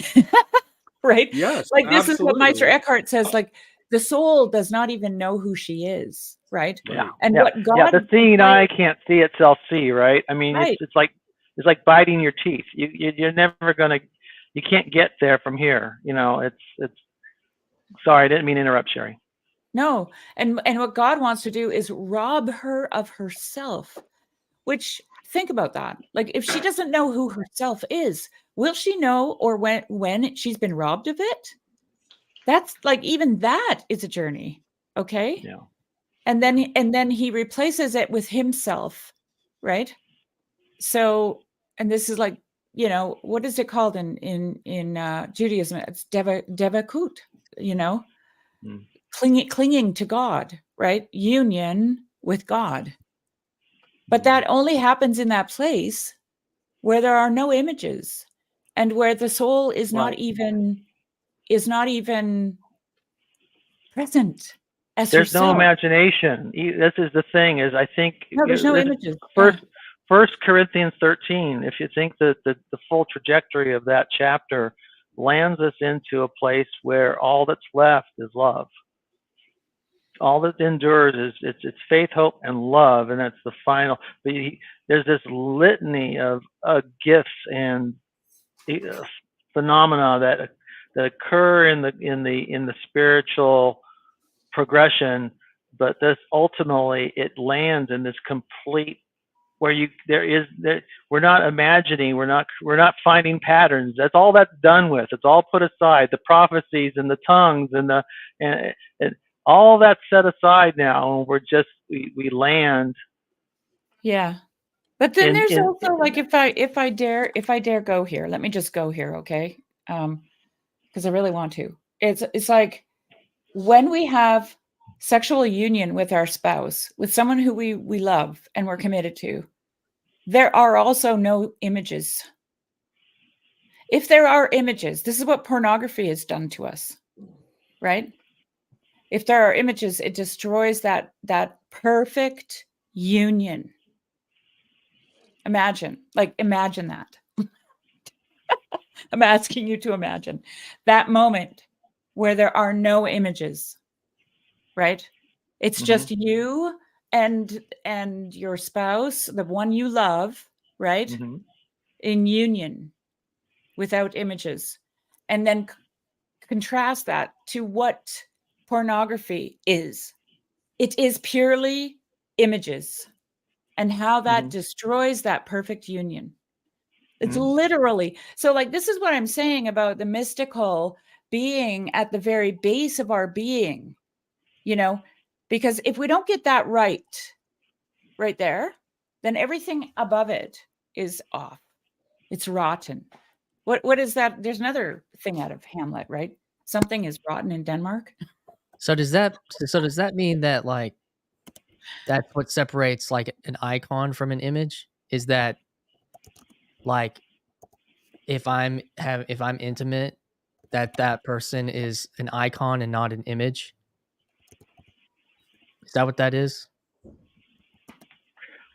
I don't know. I'm not. I'm not. When I would say go back to when I said imagination and we went into image. I know there's a relationship in the words, but it's what I mean is there is. I think we're at the end of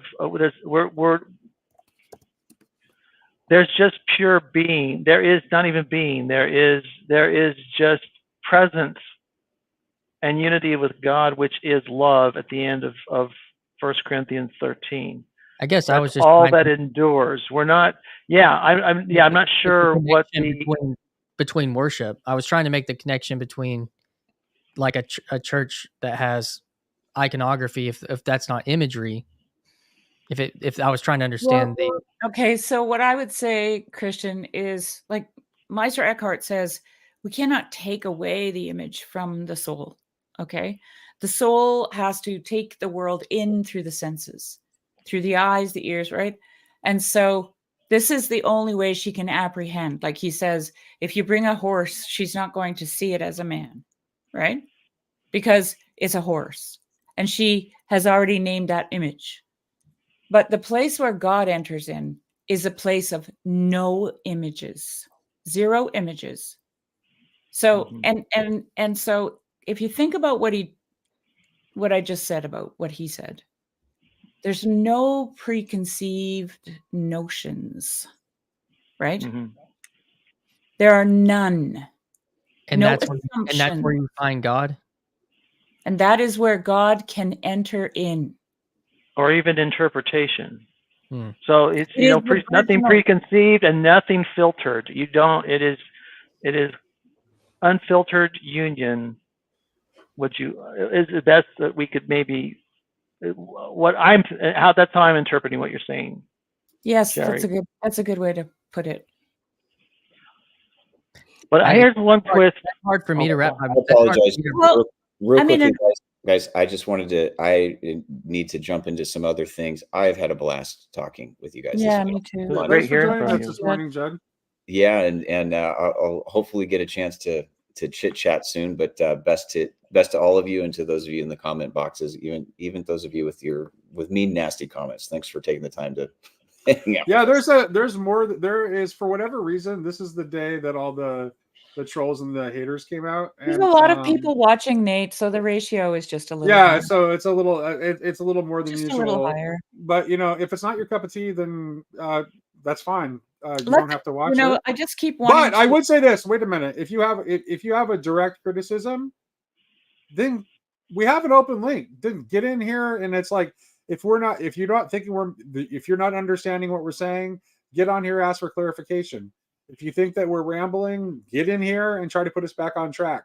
But I gotta tell you, I get like, if you don't think that I'm capable of dealing in the realm of propositional truth, all you autistic folks out there that get on our case all the time. Yeah. I was offered a debate scholarship for college, folks. If you want to come in here and throw down, come in here and throw down. Otherwise, just shut up. I want to apologize to Christian, because I felt like maybe I was being too hard on you, Christian, when I went about the whole. I understand. It was just the line. I'm just sensitive. That's all. I'm sorry. It was the line of I mean, when Nate talked about personal experience being a part of evidence, that's what took me there. So and not I wasn't trying to be cruel. It was just because I had a personal experience with T. Grogan, because I asked him directly that question when it was live. Right. So that's why I was making that reference point, which would lead me back to the reference point of even just, it's hard for me, or I guess if it isn't a framework of a universe, like a type of universalism, that may be why it's outside of my like framework to be able to really converse about, because I haven't spent a lot of time there. But about like experiencing God at some kind of level of zero, or it's not the only way you can experience God. Like, okay, like it is not an either or thing. Like it is where the outside of the like a reference point for me, because being, I don't know if I could get there if I tried, because of how steep. That's right. Of how steep, like the way I was born into Bible verses on the wall, like from the time I can remember, to felt boards in my house. I didn't need Sunday school for felt boards. We had them in my house. Like, so it's hard for me to even try to conceptualize if it is the Christian God that we're discussing, like outside of some kind of, reference where I guess I believe that could happen. I'm not saying that I don't believe that that's possible. I'm just saying that that's a concept that I don't even know how. I think that the biblical stories are so deep within my subconscious that I don't, it would be very, very difficult to get to a place where that's wisdom, right? There's some wisdom there, that self-understanding and just let it go. I mean, it's just, it arrives when it arrives. It's like you wait for the fruit to ripen. It's just, and I'm not saying I'm there either. It's just, this is, I think what we're talking about is way up high. Most of us are way down here in the day-to-day. Like I had, just while I was trying to log in and while all this was going on, I was dealing with a dead mouse in the house before I logged on. So reality, man, crashes. I mean, one last thought, because I've got to deal with my wife. I don't want her to feel abandoned here on her day off. It would be, I guess, a flip side of the coin you were talking about with sexual union, Sherry, with a beloved spouse. And this is, God is working on. I've been spending a lot of time with the fear of God and the awesomeness of God in my meditations, I suppose, just random thinking. But it's the fear of God is the beginning of knowledge. And I had a rather horrible thought again the other day, where because I'm starting to wonder, well, what does winning look like? we know that ultimately God wins and Jesus is Lord, right? And as a Christian, that's our Christian perspective. But getting there could end up getting to the end of this game could still be a pretty rough ride in the here and now. And it's been a rather rough ride the last few months for me. So I have rather intense challenges. So I'm starting. That's why I'm saying I'm meditating quite a bit on the fear of God, because and yet at the same time, the Lord keeps bringing me closer and closer, and it gets more intense and more real, and yet it's more awesome. And simultaneously, it's like, I'm kicking off the sandals because I'm on holy ground. I'm shuddering before the burning bush on a regular basis. It seems like it just, again, I'm in a poetic mode, I guess. I'm just rambling in these bizarre phrases, but that's it. That's my last bit for the day. So I just want to say Slack and Anselman are completely exempted from my tirade a moment ago, because you guys are here all the time, and your trolling is done with love, and Anselman is always operating in good faith, and he engages, and that's not who I was talking about.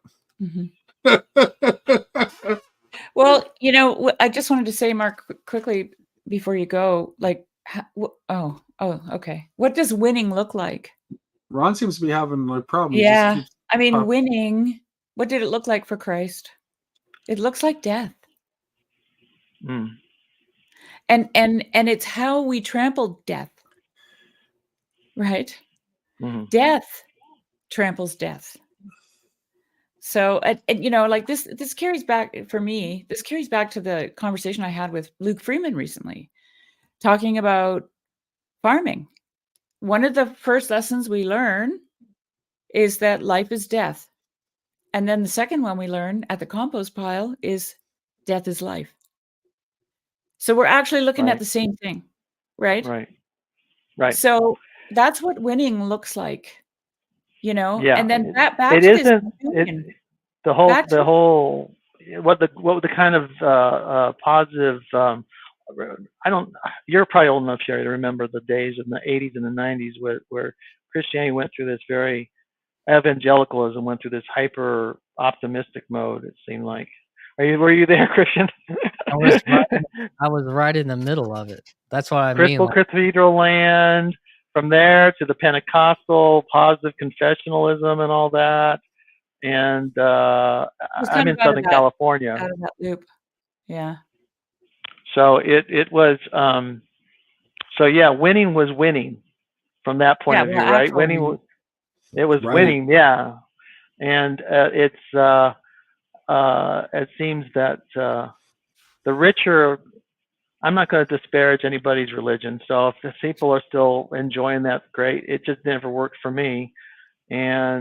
But the real deep, dark soil, so to speak, where good things grow in my life seems to be, it's the bloodlands. It's the really dark. It's like, well, where are these? There's a lot of composting going on around here. Right. Yeah. It's like there was a gentleman in the class I was in this morning who was raised Plymouth Brethren, Sherry. Okay. Plymouth Brethren. Actually, I said, hey, I actually asked him if he'd read Harding. Oh, yeah. He said no. I said, oh, you should check him out. Oh, yeah. And in any case, he was talking about essentially like the Plymouth Brethren view amounted to basically the eschaton being brought about by everybody agreeing with them effectively. That's how right? Yeah. So that's it's like dispensationalism, Nate. The end is for a hegemonic peace where one view conquers all the other views, and that's not the Catholic peace. And there's not very many of them either, because most of them go to hell. Just so you know. That's it. It's hell. Heaven is really sparsely populated. With Heaven some is of these. roomy. It's full of mansions, don't you know? Like lots of room in heaven. God bless, guys. Thank you all. Yep. See you later, Mark. And thank you, Mark, for the exchange. Hi, Bryce. Absolutely. Thank you. Hey, y'all. Hey. Hi, Bryce. How are you? Bryce. Good. What's up? Any thoughts? I'm just jumping in here. My wife's not in town, and so I'm juggling kids, and so I'm sort of in and out. But I thought it was a dramatic, and it's a lovely topic, and it was a dramatic rollout today. I love, I love it. It's good. Cool. Yeah, it's a little more dramatic than normal. Yeah. I may have brought that. Normally I'm pretty chill, but hey, I've got 5 boys in a 2,200 square feet house, so I'm pretty used to rough and tumble, Ben. Yeah. Hi, Sam.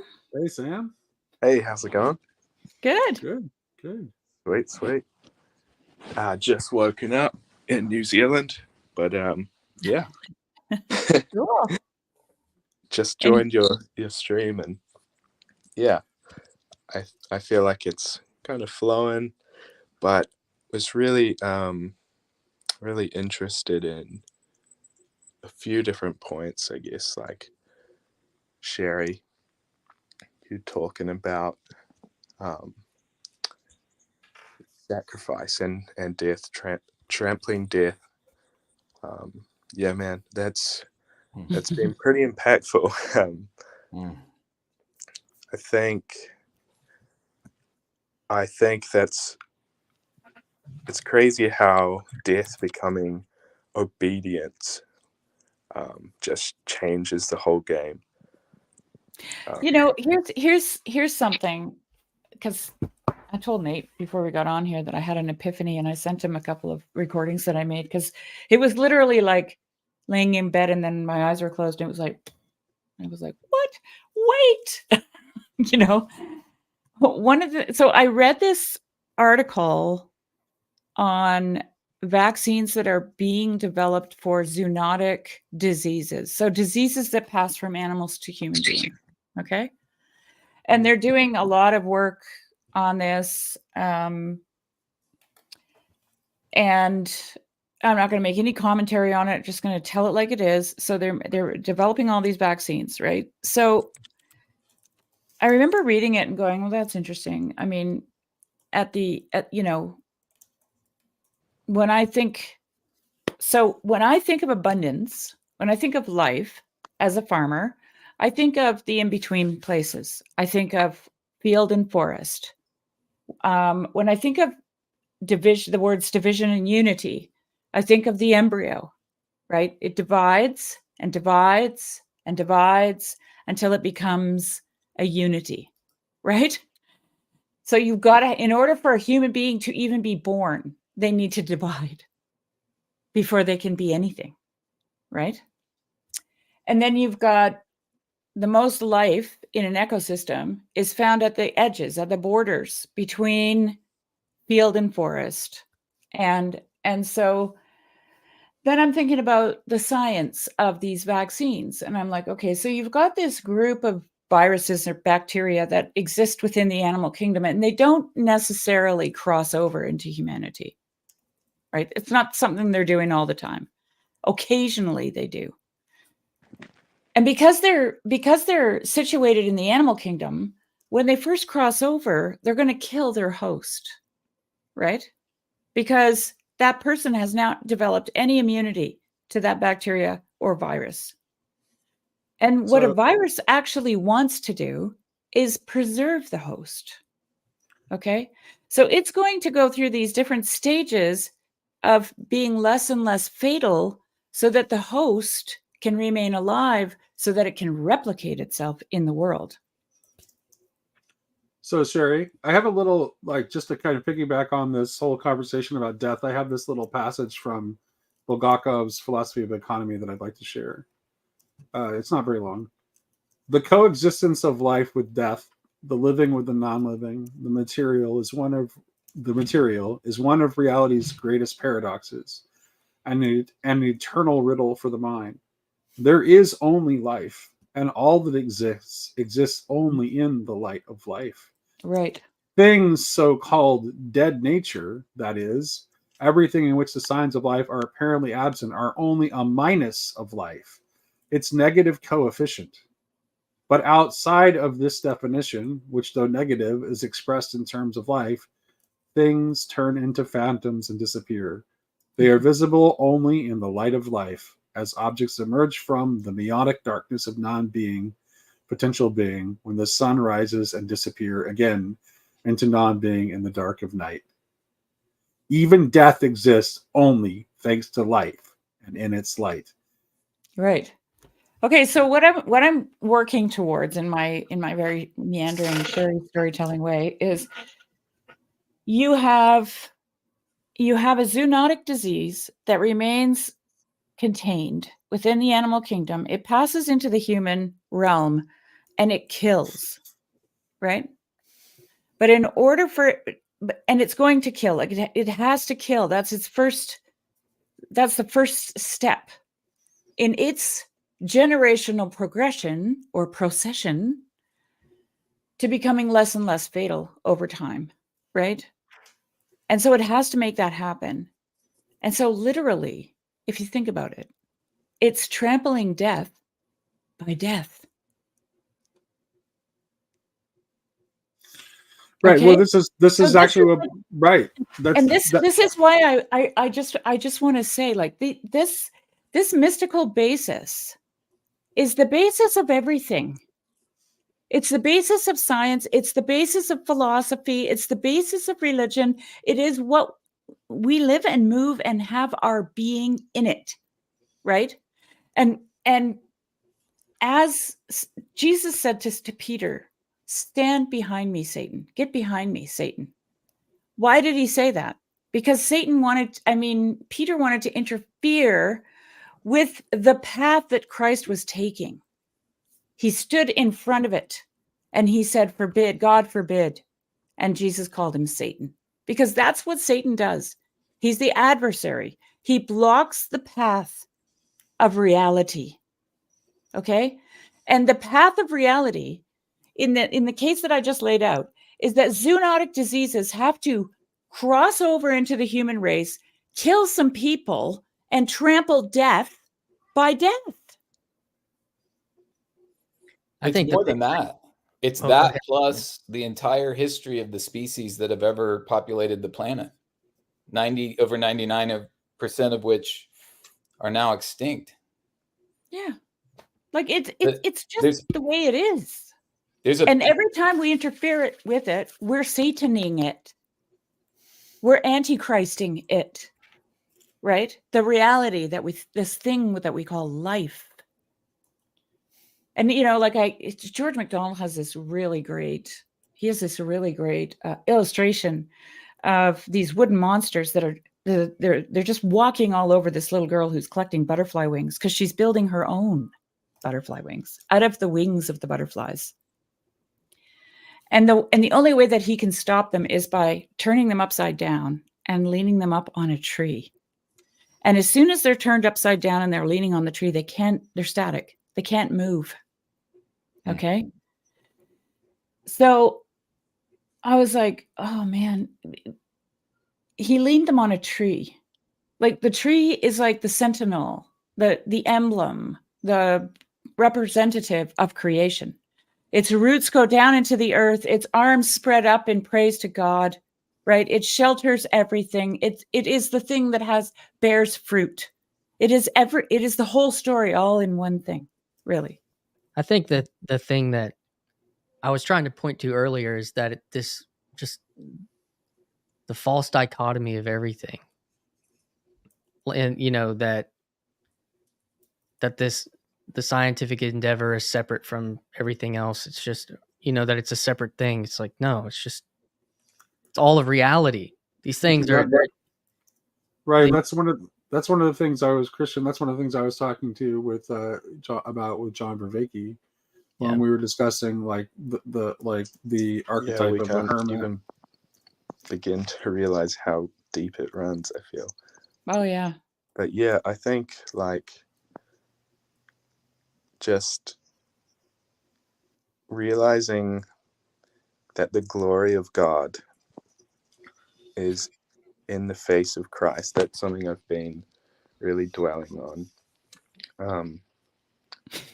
That the heights of his glory are in the face of Christ, and most perfectly when a tree or a torture device becomes a throne, and a sentence above the head becomes a shout of praise, and it's just incredible. It is incredible. And I guess as his disciples, like thinking about what's been talked about today, Christ in you. I think that spirit of Christ in us, it does mean martyrdom, and learning to die, or picking up the cross, and it means, if seeking life, learning to lose it. It's pretty weighty to reflect on. Well, see, this is the thing. Like I get a lot of pushback for this, and rightly so. It's not the only answer, but this is why I was pushing on this idea of procession, of things coming, emerging out of something else, right? Because, and Meister Eckhart mentions that in the sermon that I read the other day, and he talks about people coming to a place in their lives where God can enter that divine, that realm of no images in their soul, and they have union with God, and those people emanate out virtue, and their union with God is guaranteed. Like there's nothing that can separate them anymore. And the first person that came to my mind was Enoch. I was just like, there it is. Because I'm always like, what was it about Enoch that, right? How did this even happen? Like, and, I was like, oh, there he is. There he is right there. He was in that place with God of no images, right? No preconceived notions, no nothing. And, to me, I call that friendship. That's friendship. At least I would hope. Right? Hey, Sherry, you're welcome to keep the stream going, but I have got to go and check in on my family at this point. Yeah, I should go too. But I'll stick around if anybody wants to talk about a few more things, because I'll see you later, Sherry. Yeah, bye, Nate. Bye, Nate. Mm-hmm. Alan, did you have any thoughts? I don't know if this fits directly, but I've been watching a lot of movies in my church small group, and we showed The Iron Giant, The Shawshank Redemption, and The Truman Show, which are all very, sacrificial hero movies, very sort of easy to draw parallels. One thing that, obviously there's the hero who sacrifices for the group, who goes into death. All these movies have death motifs. One thing with the death that I was thinking about is the hero always comes out more himself, more of an individual at the end as well. It's a pretty clear line. You have an identity as part of a group. You sacrifice for the group. You allow the group to live even if you die. But then this idea of coming out as fully, not just like, oh, well, you have this identity as part of the group. It's like, no, you're actually more of an individual as well. So, that resonates with me sort of emotionally, sort of that seems to make sense storytelling wise, but I'm just curious if anybody had ideas of why would we be more, and, in the resurrection, we're bodily resurrected. We're actually in our bodies. We're not like some spirit soup. Why you would be more yourself after that. why you'd be more of an individual after death. What That's comes to such a- my mind? Oh, Yeah. go ahead. Go ahead. Sorry, I just want to try to give a stab at that. That's such a great question. Oh my gosh. Why are we more ourselves after we reckon with and face our death or the threat of death? It's like there's all these echoes and parallels that maybe Sherry was pointing to in biology that are like written in the cosmos. Right. That's what I was shooting for. Right. Yeah. So Sorry, can you repeat that line? Sorry. yeah, there's all these echoes that are shot through the cosmos. Yep. Where in it, like you could think about where do galaxies come from? They come from clumping hydrogen and helium clouds, which form stars, which form the heavier elements, which if you're lucky, you get a cosmos or a solar system that gives you conditions for life. But every single cell in our body is made out of elements that come from that. Something has to get rearranged, has to pass through these phases. And if the arc of creation, if the arc of the Bible are the same arc but told very differently, then there's a new creation, and Christ arises from the tomb in that resurrected life. And if that's true, which I believe is just basic Christianity, right? Then we should almost expect to see little echoes, little echoes and little reflections, not directly, but in our own lives and in the life of creatures. I don't know. How does that land? So, is what you're saying is like that process brings you more into like the fullness of life that Christ has post resurrection? Or the true end goal and aim of life is, in the long shot, is the new heaven and the new earth. And that's true both at a cosmic level, but also at a personal level. And in the meantime, it's like we spend a lot of time coming to face and reckon with our death. I'm 48, so I could be like on my midlife crisis here. I'm starting to feel my age. But yeah, but see what so when I had the conversation with Luke Freeman, he said one of the things that really started to disturb him as because he's got a master's degree in horticulture, okay? So, and he's farming. And he's like, one of the things that really started disturbing me was this aversion to death in Christianity. And no one knows how to frame it. As soon as you talk about death in a positive sense, then people are like, people are going to commit suicide, right?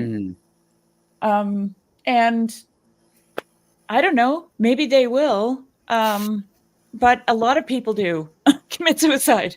Like, not talking about it isn't really going to resolve the issue. I guess is what I'm saying. And I'm not, and so this is why I referred to George MacDonald's illustration of turning these guys upside down, because when you turn something upside down, it sees the world from a different angle. And the thing that you think is this is all of a sudden it's turned around, right? So what you think is death is now life.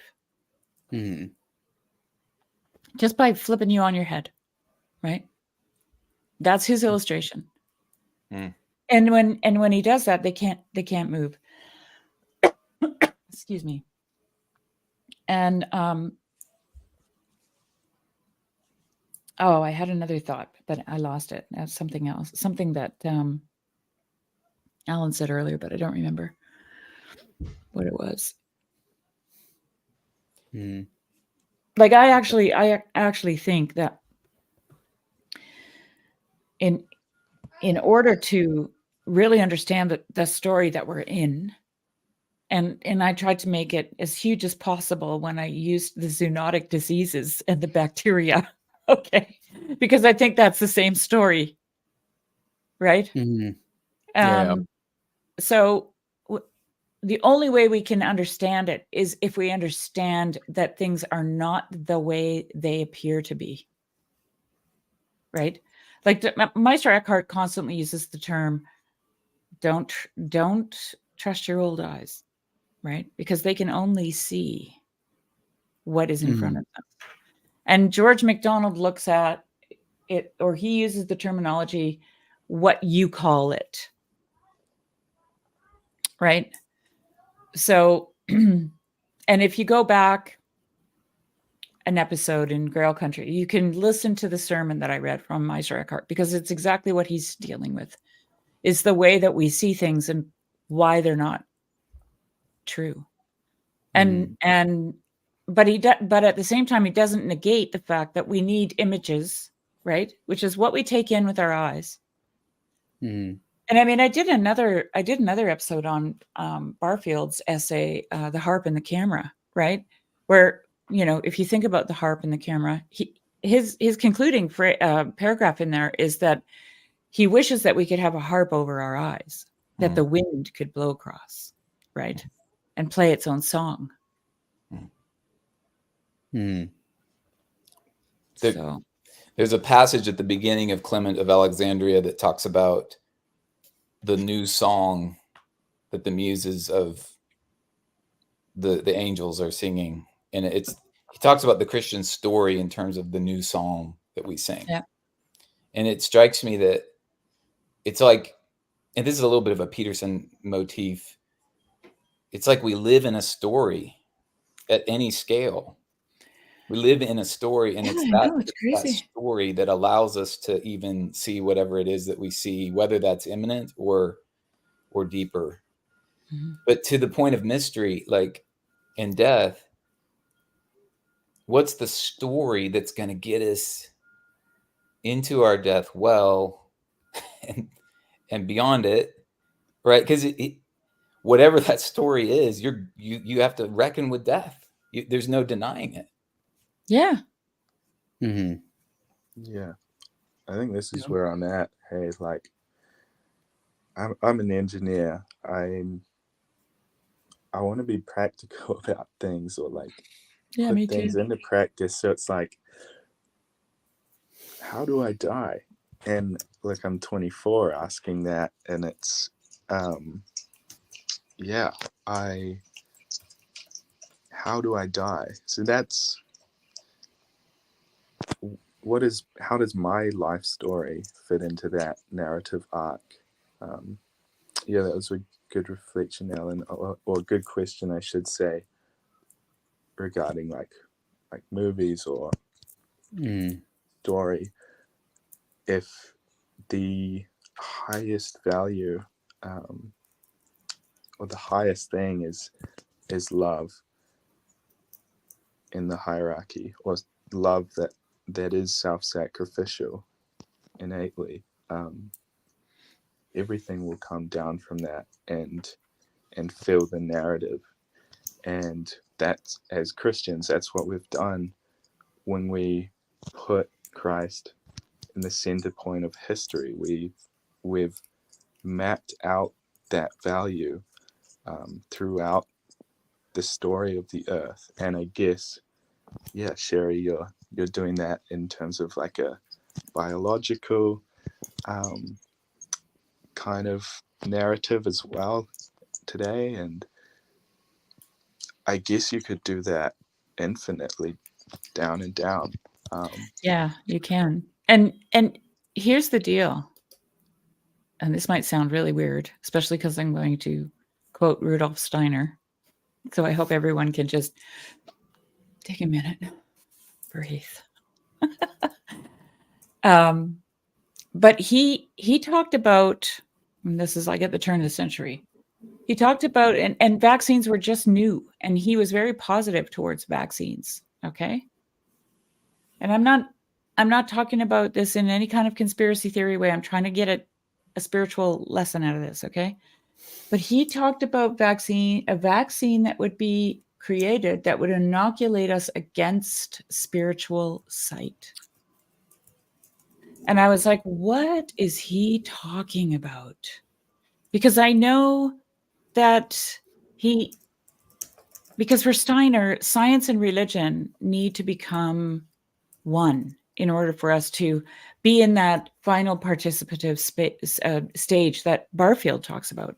Barfield was also an anthroposophist. So it's like,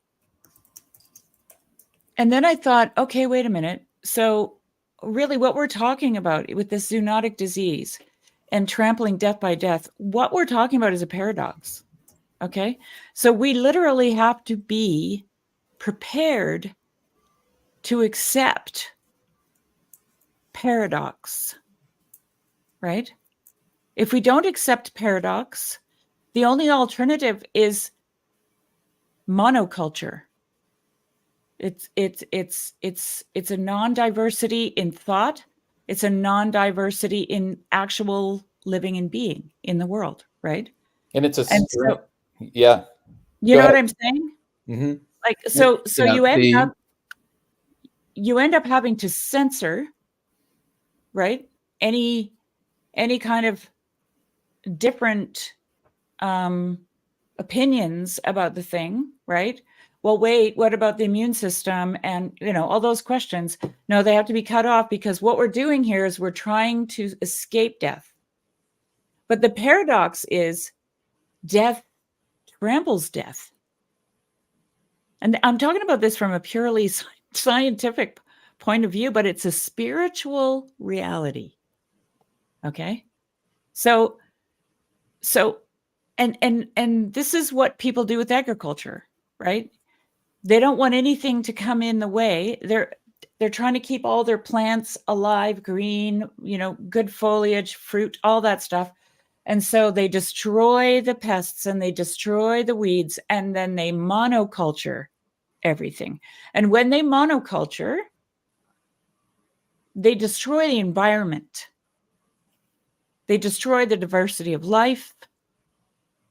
Species go extinct, watersheds change, everything changes because of monoculture. It's only biodiversity that retains life, significant, fertile, abundant life, right? Everything else leads to scarcity. Like, it's all there. Mm-hmm. Yeah. I think, yeah, no, that's definitely something with, I've been thinking about a lot. Hopefully this is on the same track, but how to, the idea of being highly individualistic, but that has to be held in tension with being highly communal, because you can't win, you can't be the best soccer player with zero other competitors, that it's actually, you need the competition, you need the people who are literally against you to make that meaningful at all. Okay, so this is that. I'm so glad you brought that up, because I forgot this part. But that was the other thought I had, was opponent processing. Okay, so we need opponent processing in our religious, philosophical, scientific dialogues, right? We need opponent processing, but so does nature, right? This is how the immune system works. It needs opponent processing. It's got to come up against something that it has to fight with in order to make itself stronger. And when we remove opponent processing, we have inoculated ourselves to losing our intuition. We monoculture our own species.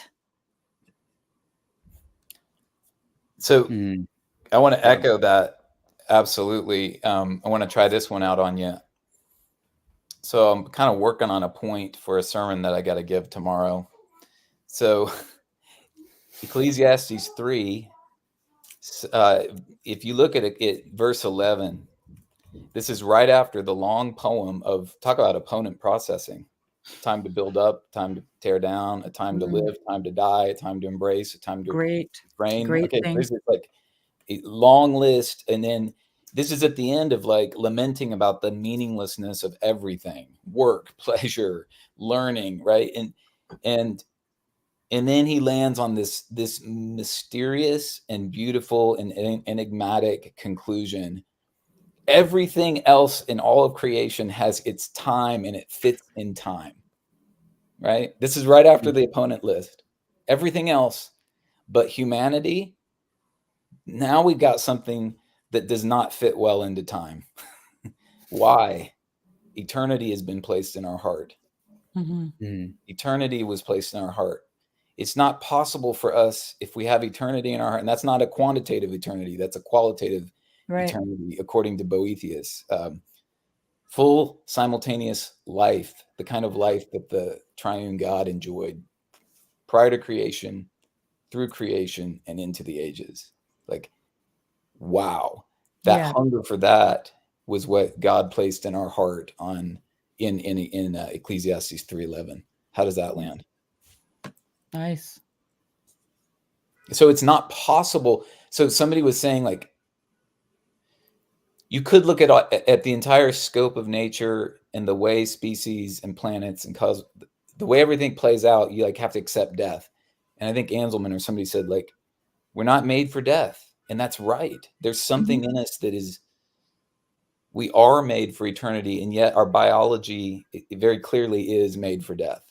And that's we're not made for the finality that death appears to be. Right. That's what we're not made for. That's a good distinction. But death is never final. Like, this is why I don't think annihilation is a thing, right? Because even if you decompose in the woods somewhere, no one ever finds you, you're still not gone, right?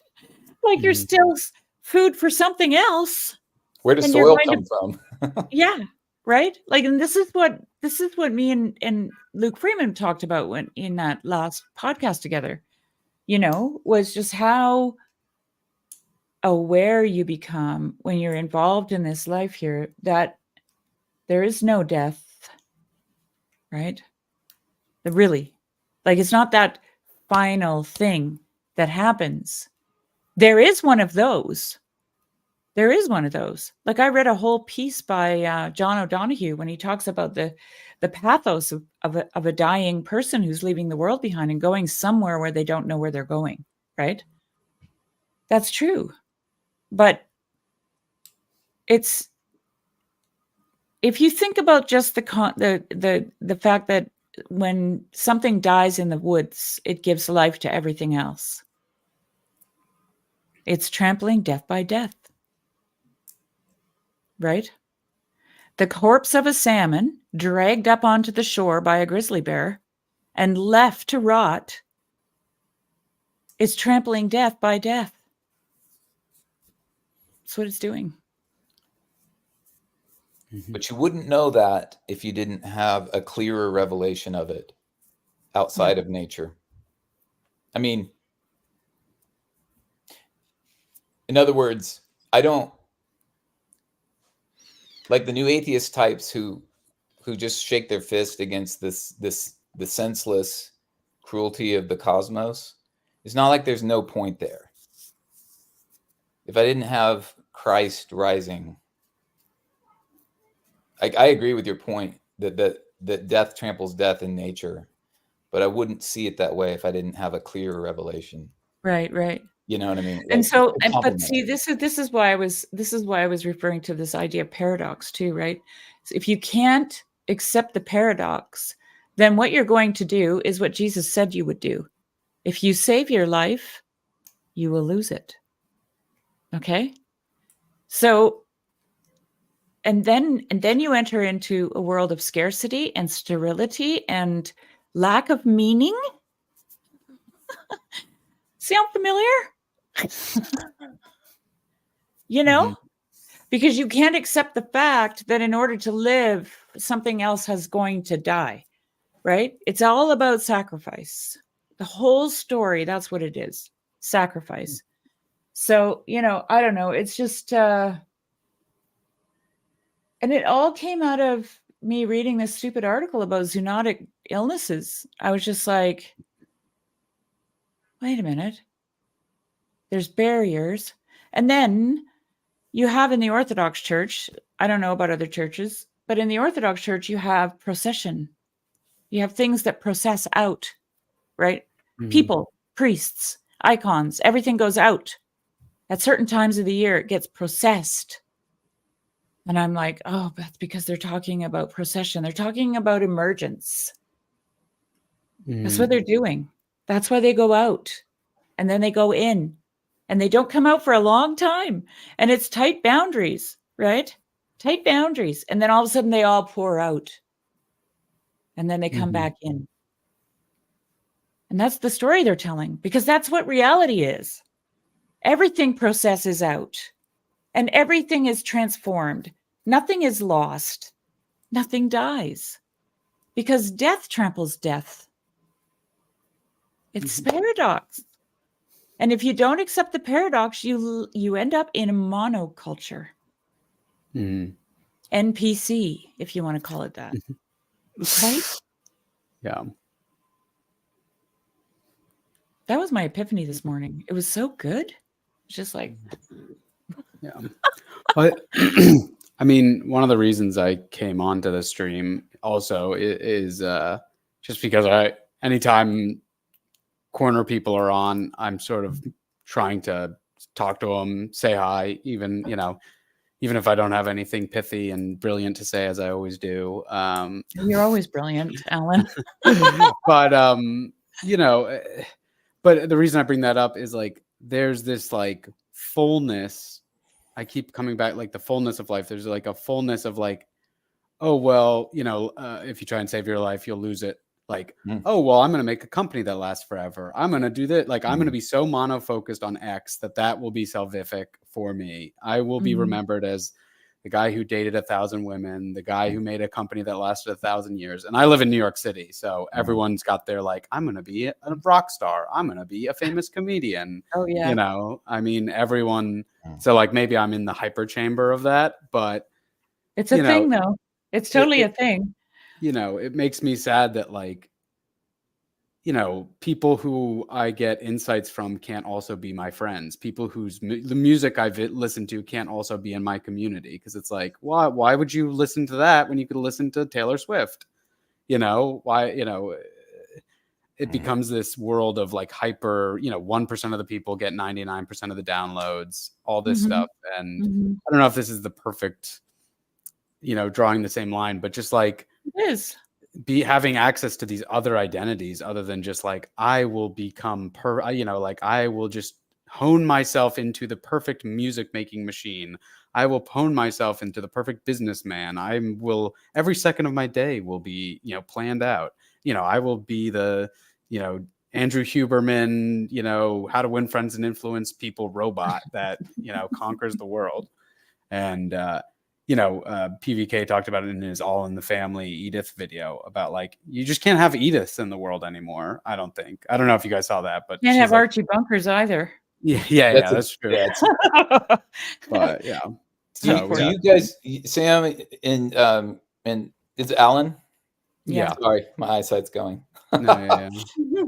Y'all are, so Sam, you said you're 24? Yeah, that's right. Yeah. And Alan, are you, so y'all are same generation-ish? I'm 30, but yeah. Do you think this is a millennial and Zoomer intensive pressure? Like, because so much more of your formative years have been surrounded by these online images of shiny, glistening, hacking your way to riches and perfect lifestyle. Is it? I don't know. I feel it plenty. I feel it plenty, but I also am. Yeah, it's a good question. I mean, in some ways, we never had a shot. Well, I maybe I did. My parents were kind of like of the ilk that, had actual boundaries around, maybe screen time isn't so great, and maybe you should play outside. So I definitely wasn't till maybe my high school years that you start getting perfect invaded by, I guess, the project of I don't know what it's called. Monoculture. Yeah. Yeah. Yeah, but I mean, I guess it's existed in other forms for a long time, whether that's Yeah. TV set or It's a mechanistic worldview, is really what Mm. it is. That's what it boils down to. And I mean, one of the oldest books of the Bible, Job, that's what it's about. It's his friends have a mechanistic worldview. You know, you screwed up, fix it, right? And then we can all get back to business. And and literally, because Job was the king, he lost everything. So when the king loses everything, the whole economy crashes, right?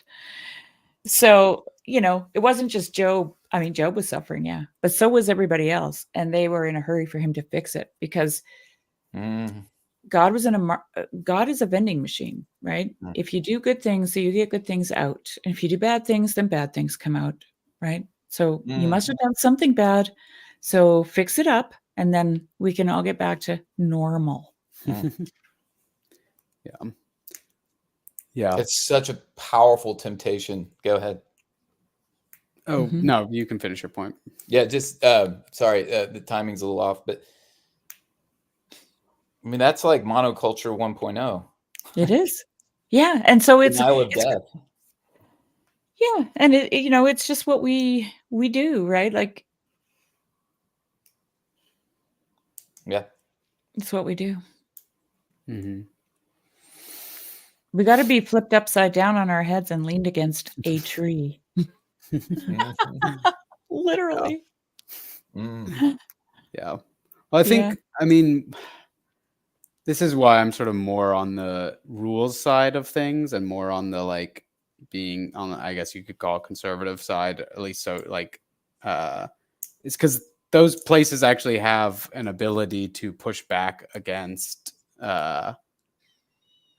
like, I feel like these other spirits, I guess the rules you could say like, oh, that's mechanistic. That's bad. But it's like these spirits just come in and they're like having their way in people. Just like, you know, if you are this hyper dedicated wife, like the Edith character you talked about, of being this like super, her identity is in the action she takes for her family. But you can't have that type of person if the husband can just be like, well, it turns out I won the lottery and I can now date a supermodel. Goodbye. Because she's trained herself her whole life to be in one identity, but now you've just destroyed the thing that holds that identity, the family. And so having the rule of like, actually, no, it's one person for life. That's it. You know, Jesus, I mean, it's funny because people will be like, why didn't Jesus talk about this? But he talks about other stuff. He talks about marriage. It seems like this arbitrary thing. To me, it's like, well, no, because marriage is the fundamental structure, like that's more fundamental. He could have talked about no littering. He could have talked about, it's like, no, like this is such a fundamental structure. And that structure allows these things to happen. But if you don't have a mechanism for like providing for these structures, I mean, in New York City, it's like dating's like a free for all. You have this like, it's a situationship. That's literally the word we don't define it. We don't ever put labels on it. Situationship, that's the new word. Yeah, it's not a relationship. It's not a relationship. It's a situationship. So the point being of like, that's sort of why in the TLC, I'm sort of on the more rules and regulation side. Cause I'm like, well, okay, that's great. Because you live in New York City, that's why. Well, yeah, that's true. And I'm sure if I was that's the hilarious part. I'm probably way at my church, probably on the more liberal side of this very conservative church, which is where I like to be. That's in my pocket, Yeah. But, it's just, I don't know. I think we like lose the ability to, it just makes me sad that those identities are locked off. So you have to be, well, what you're not locked off to, that being Taylor Swift. Oh, well, I'll give you a little ammunition, Alan. Next time you get into a situationship conversation with someone. Oh, yeah. I got a lot of situationships. You can ask them. I'm not done reading the Bible, so no, I'm just kidding. You can ask them why they named it. Ask them why they named it. Yeah. Because when you name something, you give it existence. Yeah. And if they are claiming that what they have is non-existent, is nothing, it's neither this nor that, then it can have no name. Okay. Yeah. So I would just, my son tried to tell me how he was going to have a non-wedding. I said, "Oh, too late. You named it." Yeah. No, all You these, know. Yeah. You want to actually celebrate nothing? You know what that means? It's Nothing. something. Yeah. Nothing. It means nothing. Give You it a do go, nothing. Alan. Yeah. Yeah. But I'm sorry to end this, guys, but I've been on here for 2.5 hours, so I have to go. Yeah, thank you. Thanks for joining me. Yeah, it was great. Really great. Awesome. Yeah, thank you. Thank you, Sherry. Yeah. Have a lovely And we'll see you guys. Nice meeting you, We'll Sam. see you around. See you, Bryce. Yeah, thanks a lot, Bryce, for joining. Enjoyed it so much. Thank you. Good to meet you, Sam and Alan. Yeah, you too. Yeah, good. God We'll bless. see you soon. All We'll right, see God you bless. again. We'll see you Yep. guys all again. Yep. All right. Bye. Thanks, everybody, for being here. There's a lot of people watching today. Have a good rest of your day.